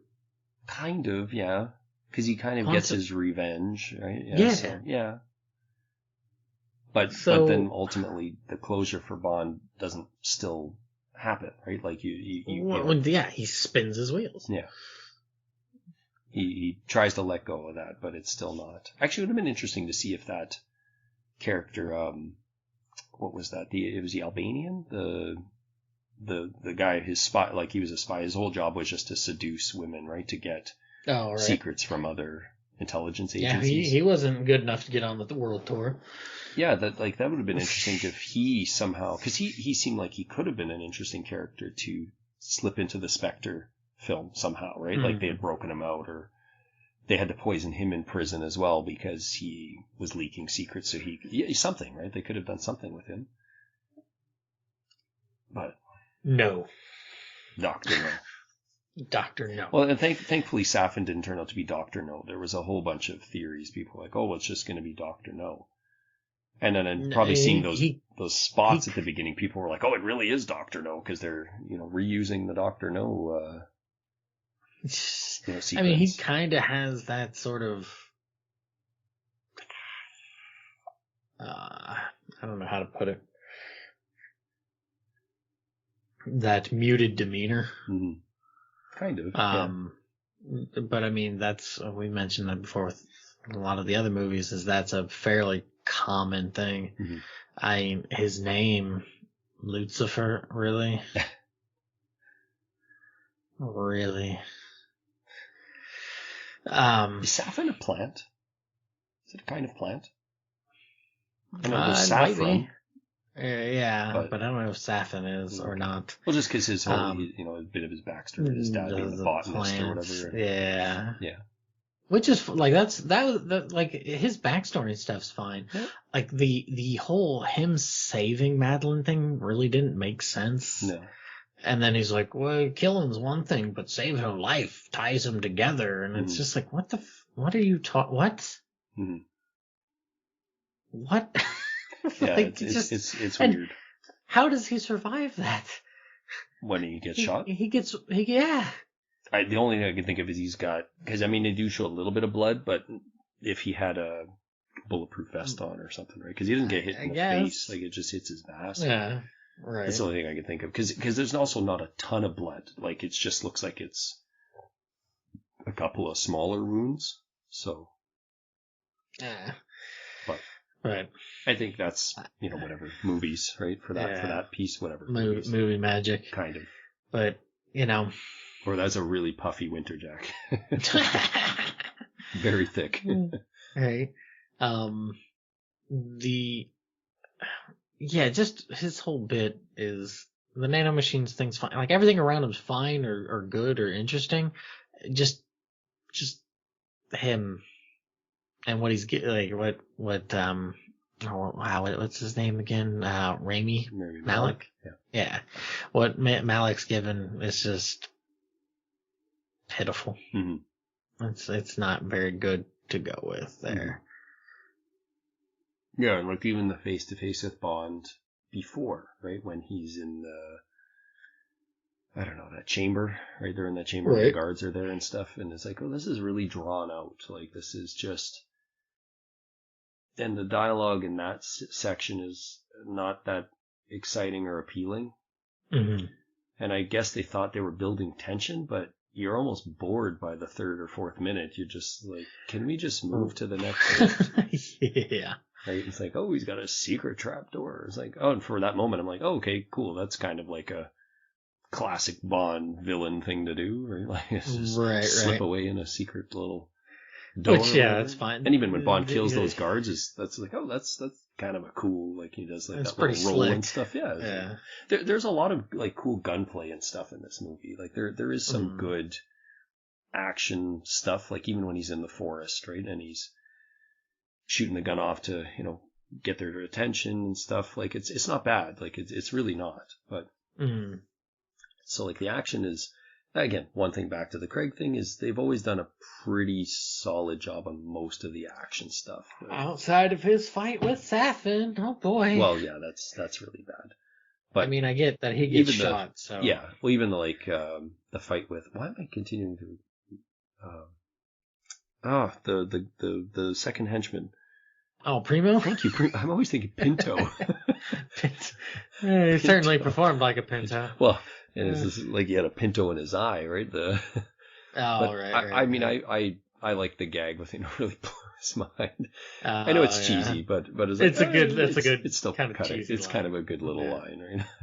Yeah. And like the eyeball exploding is kind of a cool little weird gimmick. But what do you think about the tunnel shot there? Like implying that it's the gun barrel. Yeah, it's like, oh, okay. Do you think they took weeks and weeks to set that up and just like it has to be, exactly. Probably. But again, because it's such a quick thing, like, and you don't expect it because he's coming around the corner and then he's just suddenly there, and it's 3 seconds, 4 seconds at max. Something, yeah. I'm like, okay, cool, fine, give it a nod. That's I'm fine with that. But, unfortunately the Safin, basically all of the stuff with Safin just doesn't really hit the mark when he's carrying, the girl, not Matilda. Thank you. And, she is rather calm for all of the psycho violence that's going on around her, and his explanation about like, touching a poisonous plant and everything is like, she's either she's just like the most demure, I don't know if she just doesn't understand what's going on around her or what, but just weird that she's not sulking, right? Like she's not really. It's all that blunt instrument DNA. I guess so, yeah. Is she going to take over the franchise? Yep. Why not? If they did a cheeky, like 5-minute joke about her or something, or whatever, I'd probably laugh at it. But no, hopefully they're not going that direction. But that's kind of off-putting too. Like just she's watching, like she's a 5-year-old kid, and as far as we know, up to this point, Madeline has not encountered any of this kind of stuff in this 5-year stretch. Probably not. Like it doesn't make any sense, right? Like, yeah, that doesn't make any sense. But yeah, it's just like like, again, a part of me of like when Bond gets scratched, it's almost like your brain takes a second to clue in like exactly what happened there, because the way it like pans out, and he gets the little I don't know, what would you call that, the necklace piece, The vial thing. Yeah, it's not. You get a hint of what it could be, and does he call like his insurance or something? Is that what he says? Yeah. Something like that. And it's right, it's him and Madeline are the only two really in the shot there.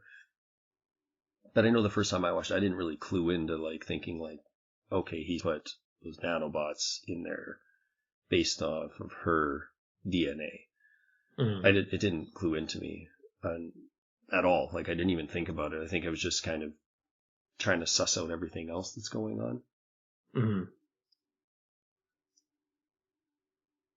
I don't know if it's to their credit or not. Like, it's understandable, because I saw these people saying like, well, Bond would always try to find a way and so forth.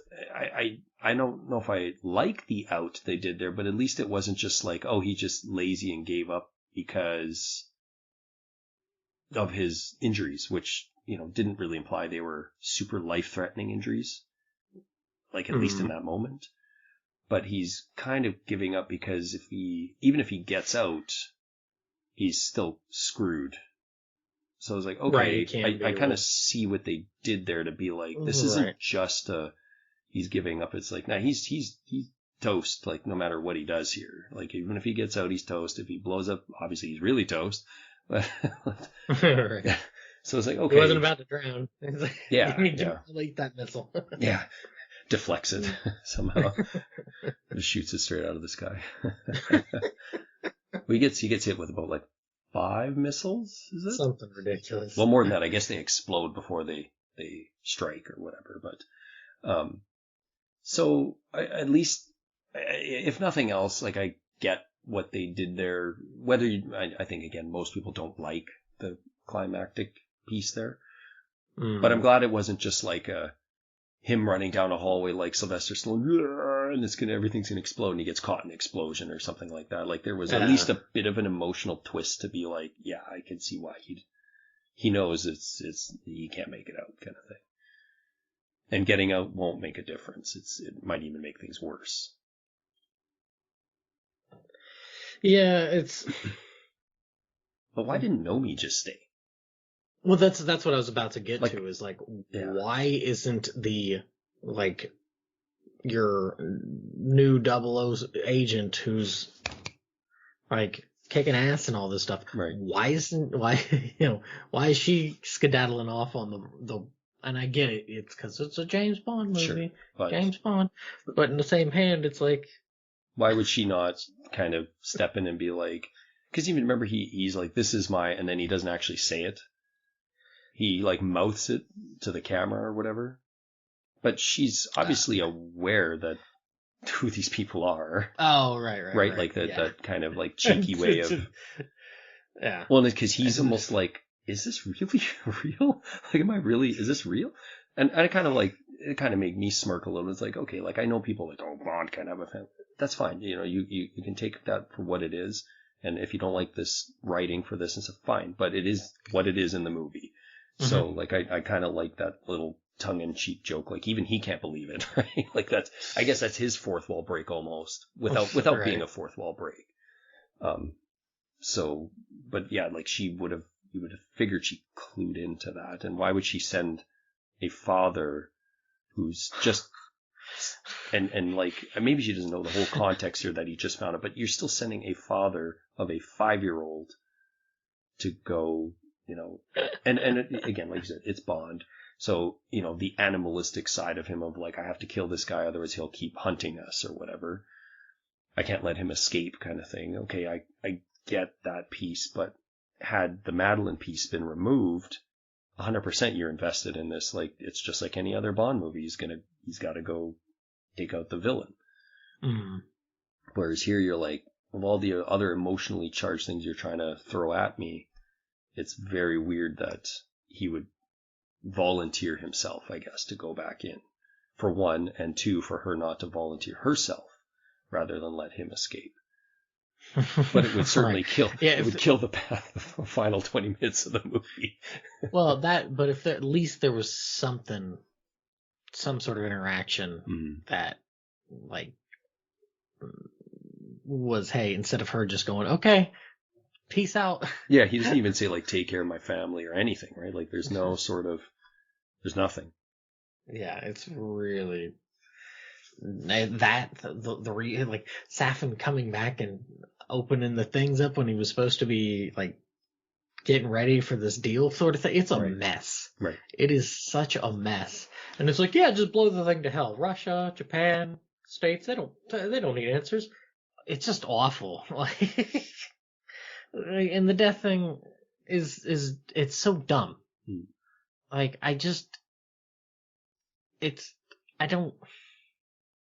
I'm very much of the mind that if like, especially for something like this, it's not, why? What is the point of that? Mm-hmm. Oh, so it can be a little bit different after so many years? Oh, look, we killed James Bond. Mm-hmm. It's just, I don't know. It's reinforcing the theme of death all throughout. Okay, kind of like you said, just got out of that 2021 September October period, sort of trying to get things back into gear, and here's a gut punch of a movie of, oh, hey, Bond dying, have fun. Have fun. Like, I haven't really had too much fun since Casino. Right, it is not, that train ride has not been very, very, very good. No. You kind of feel like Mr. Hinks being pulled off. It's just, yeah, and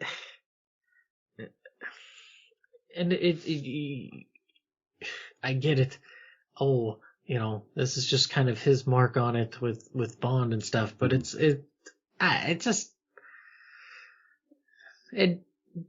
Would you be twice as mad if they just took the On Her Majesty's same sequence, except he got sniped in the front seat? Oh, I would probably be even more mad. Because it's just like, are you trying to be the Sopranos at this point? What are you doing? Like, it feels like people trying to be clever when they're not very clever. Well, they didn't go that route, at least. Right. They took the theme idea, but they didn't go note for note. Yeah. It still feels like people who think they're a lot smarter than maybe what they are. Mm-hmm. That's at least how that comes off to me. Mm-hmm. It's just, I don't really understand the big brain movement of, yes, kill Bond in this, outside of listening to Craig, and the only reason why you're doing that is because he helped produce this thing. Mm-hmm. Like, it's just, the only other thing I can think of is, because the continuity is all murky as it is, and with the idea that Casino seemed to be the restarting point, I don't know if their idea moving forward now is to basically only do these in sets. Which is just a bad way to go about it. Because what if you get somebody who does 2 films and then they're like, yeah, I'm good. I don't want to do a third one. Mm-hmm. Peace. Or, they only do 1 and they're like, yeah. This actor wasn't the right one there. Right. Mm-hmm. Yeah. This only happened to that one other fella.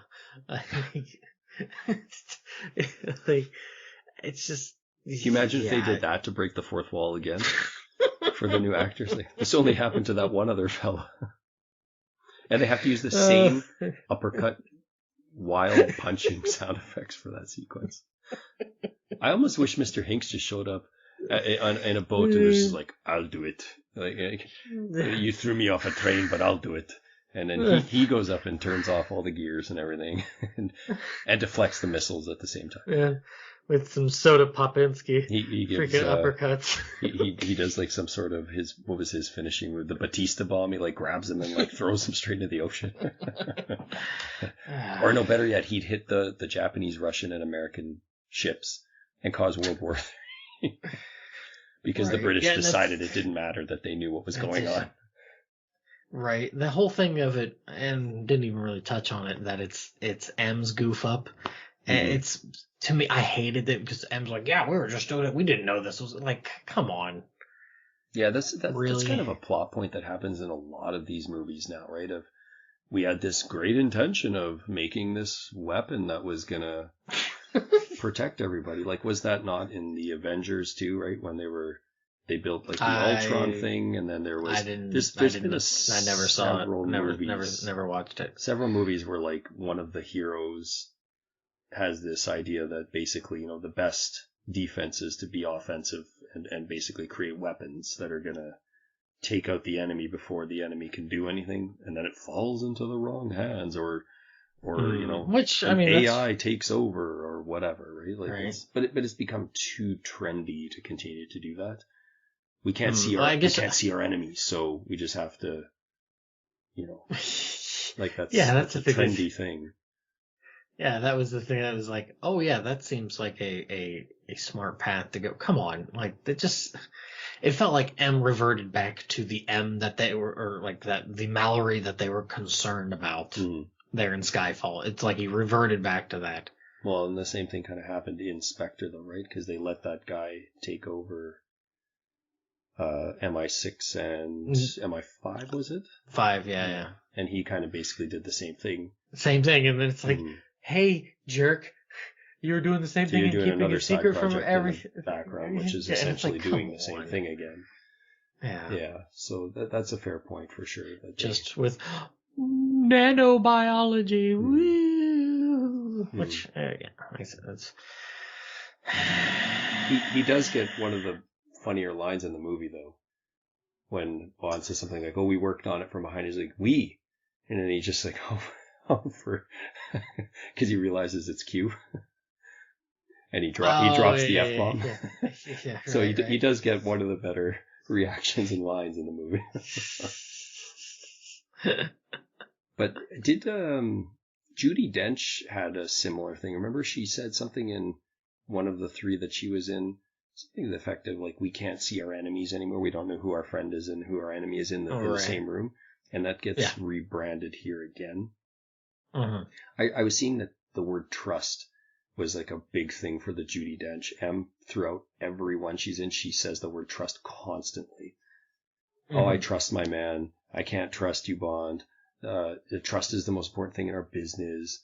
Like, there's all these lines that she constantly just kept and not her, but the script writing kept using over and over and over. And it's like, okay.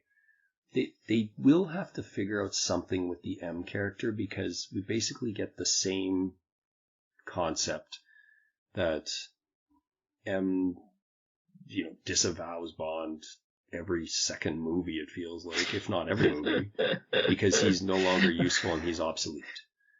Yeah, I guess we can reactivated, obsolete. Reactivated, obsolete. License to kill for that? Yeah, but at least at that time, it was the first time of that, right? And then we get it in, doesn't Bond get put on stress leave or something in The World Is Not Enough? Doesn't he get put on, or they take him off because it's like, you're too close to Elektra or whatever. So it's sort of treading that line, but then he loses his status and die another day, because I think he gave up secrets. Then you get it in Quantum, right? Because she's like, he's too reckless and he's out of control. Right. It's like, actually, I've goofed this all up. Yeah.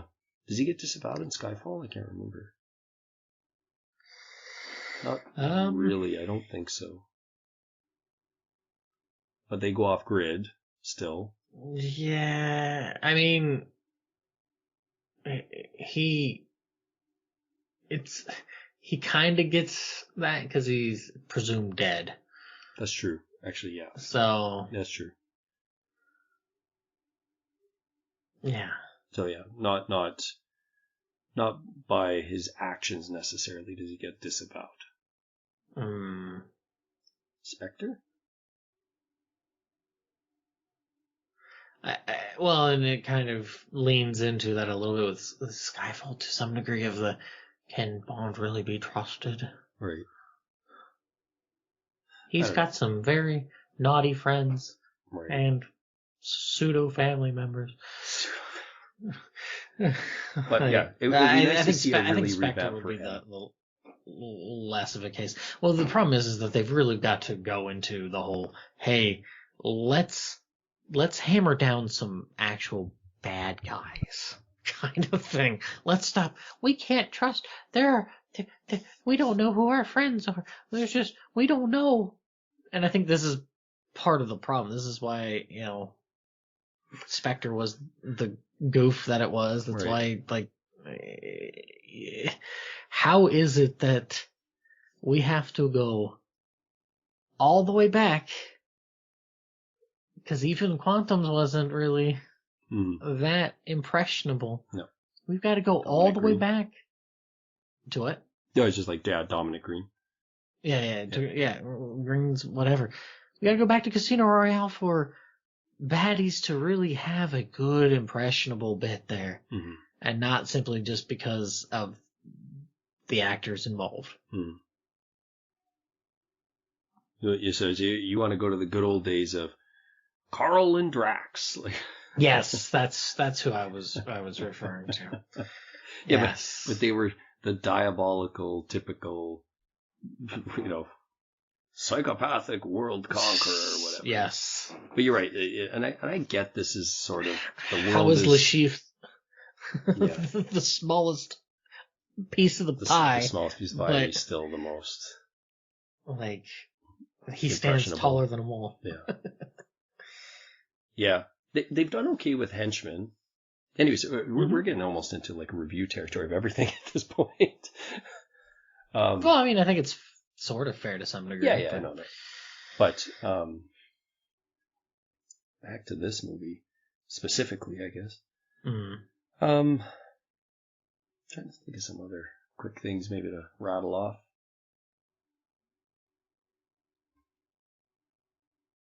I have one other one. Okay, well, with the flow of the movie, like it's not really negative, but like as the flow is fine with the movie, I found like directorially when it came to like stylistic choices, there again nothing to be super upset about for the most part.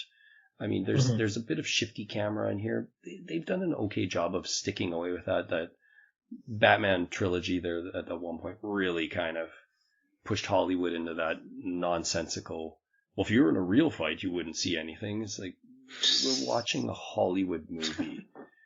I understand it in certain contexts for certain characters or certain types of film and stuff, but it's just nonsense. But they do a pretty good job of trying to capture a lot of, what you can see and what, it's not just like shifty and oh yeah, this guy's getting, it's like, no, they're trying to actually show you the action and they're not shying away from it, so it's not, obviously, I don't think it's a bad thing, but you said you had something? Probably one of the worst lines is the movie line. Which one? That Nomi delivers there to our wonderful scientist. Know what time it is? No time to die, or it's time to die. Time to die, yeah. That was awful. That was bad delivery. Well, you need to watch anything from Steven Seagal from 2001 to 2021. Oh yeah, I'll put that on my docket. I will put it on your docket, and I will ship out DVDs for you, and you can watch how every one of his movies, the title of the movie gets used in the movie, and they're 10 times worse than what Nomi said. But hey, he gets a good death though. Like he gets, I don't know what acid. Yeah, burn to nothing in the pool of acid. Yeah.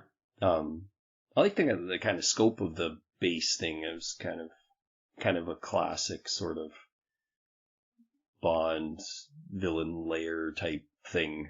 It's a little too big in some regards, but there's some neat like corridors and stuff in there that I kind of liked. Yeah. Yeah, like the location's not so bad of it. But like this is another thing I have an issue with. It just feels like it just kind of there. It's just there. For like different locations of the movie. They're just kind of there. Mm-hmm. Why are we going to Cuba? Oh, the scientist dude's over there. But it's also where this totally legit, full on, everybody inspector's invited to watch James Bond die because my eyeball has made the plan. The Eye of Agamotto from Doctor Strange. I don't know what that is. But... That's like one of his most powerful artifacts. Oh, okay. They bungled that in the movie pretty badly. The movies. Oh. Anyways, yeah. It's like his all-seeing but, eye tool thing that he has. Gotcha. But they, yeah, just so that we can sprinkle him with a little bit of mist. But surprise, it's for all of the other Spectre people because the real mastermind, because Blofeld stuck behind bars, has now emerged. Oh, God. Don't you wish that they gave that eye to Blofeld? Because like he only has one eye, right? Yeah, he I guess kind of just got rid of that other one. Yeah, it's weird that they didn't give him like an eye patch or something. Like they just like, he's just got a hole in his head. Yeah. So, why didn't they give what him an eyeball? What happened to you, Christoph Waltz? What happened to you? Well, would that not have made sense if like they gave him an eye, they didn't realize that the eye was the thing they were using so he could see everything? Like, that kind of would have... Some sort of connection that might have been a little bit... is that a little too obvious for them? Or what? I don't... There's all these other gadgets and stuff. Why not, right? Yeah, it's just... Instead, he's seeing through an eye hole that has no eye. Yep, totally. Die, Blofeld, die. Die, Blofeld, die. I heard that's a line in one of the books. Just like how they blow that island to smithereens. And then, okay. Show that he's, even though you see him completely just kind of poof out of existence, make sure to show it on the thing that his stats have redlined. But there was a bit of a delay on that device, was there not? Right. And then let's cut it away to some time, and there's just nothing going on. It's all good. Just don't answer him. Just let the phone ring. Just unhook the phone. Like they'll stop calling at some point. Don't give them answers. They're like, what the? Like, oh, God, I hate this movie. Time to get back to work. So I'm good. Is there anything else you want to add to this? No, but I think score wise we're going to be pretty. This might be the most distance we may have. Let's see where we get to here. Well, don't forget that I also try to curtail it with if it's your first time watching it. I don't think you're going to be able to use that to much advantage this time, regardless of your personal feelings or not. Because I think we would both agree this it makes no sense to be a starting point, right? It makes absolutely no sense. It would be a pretty awful starting point. Well, not even just because if you don't like the film, it just you would be completely lost, right? To not have seen it is basically a prerequisite to see the others, right? Like it makes whether you like the twists and turns or not is part of the process for sure, but to just have no context whatsoever as to why would he go to that grave, why would it would make it even worse to whether you like the trajectory that happens. So that in of itself makes it very difficult to be, and pretty much any of them outside of not watching Casino first. Like you go straight into Quantum, it's Like, okay, if I'm just watching this as like a wild action movie with parkour and stuff, I guess, but it's very hard to just, anyways. I think it would be very hard to say, start this and work your way back. Although that might be an interesting way to watch them now I think about it. It'd be an awful way to watch. Do you want to go first? Do you want me? I can go first. Okay. Because like I said, I think for me the score is going to be probably the more positive side than for yourself. Mm-hmm. Again, I don't hate this movie after watching a second time. I don't mind it. Yeah, there's lots of things here that could be better for a lot of reasons, and to link and wrap up this set of 5 films and wrap up the whole Craig arc, if you will.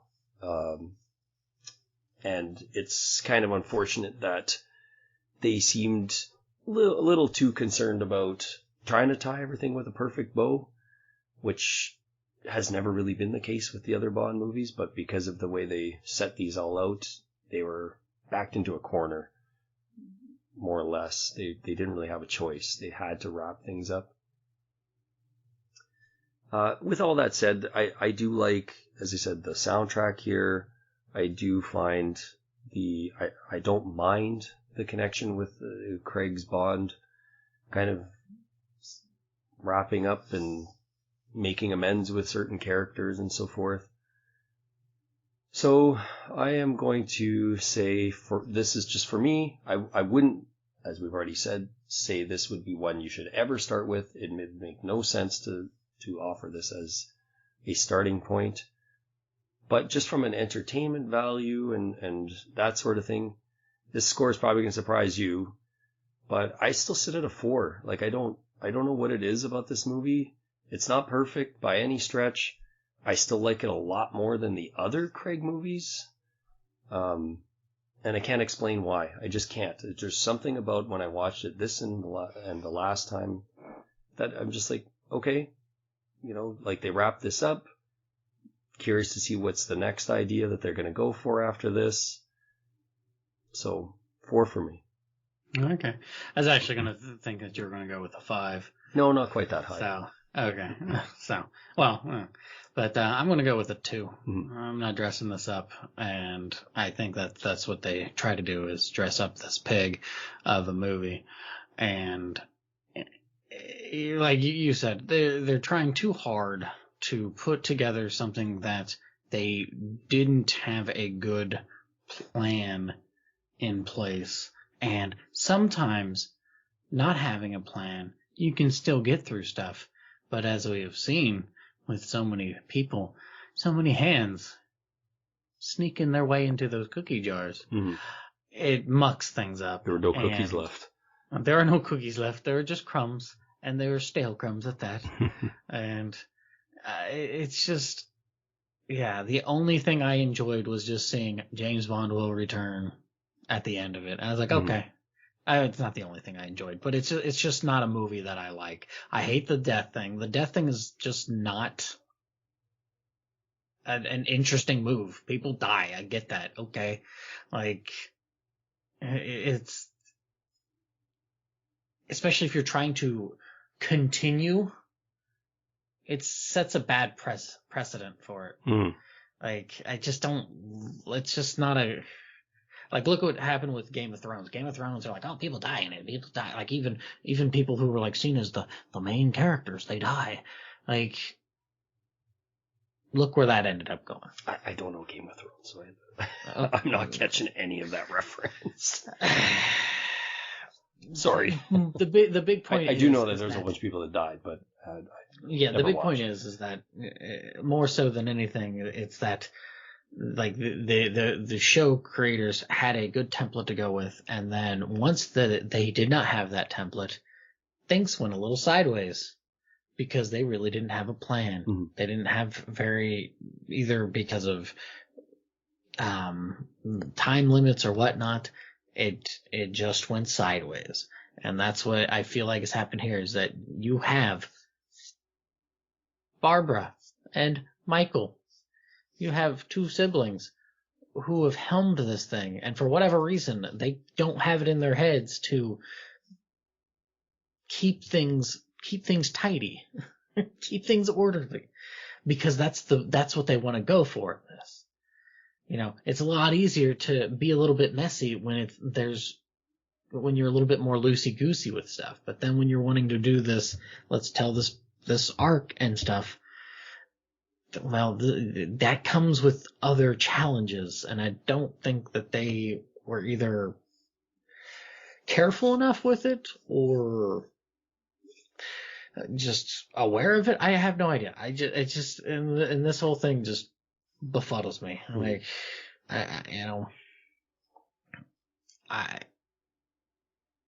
it's death is not an interesting thing. And I get that you take the one thing away that Bond has to live for, but it's just, I don't know. Two. Hopefully, hopefully the next movie isn't Bond reincarnated as a phoenix. Please, that'd be pretty cool. He's going to be an all X-Men. about life for the next arc. Jean Grey. It's all about life for this arc. You're right. Yeah.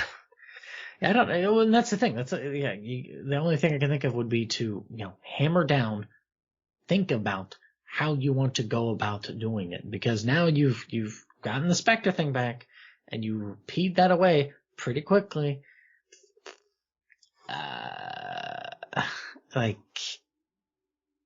It's a muddled mess that probably it is a smart move to be like, hey, we're going to pump the brakes, and it's going to be a bit of time before we get back to this. Mm-hmm. We shall see. Because they left a big farting stinker with this one, and they needed to leave the room before they could be forgiven. Because you saying that, all I can think of is the liar, liar thing. He's like, it was me. The elevator. So, where's the sequel to that? I think that was Bruce Almighty. Yeah, kind of, actually. Yeah, kind of. Pretty much, right? So, okay. Any last words that you would like to?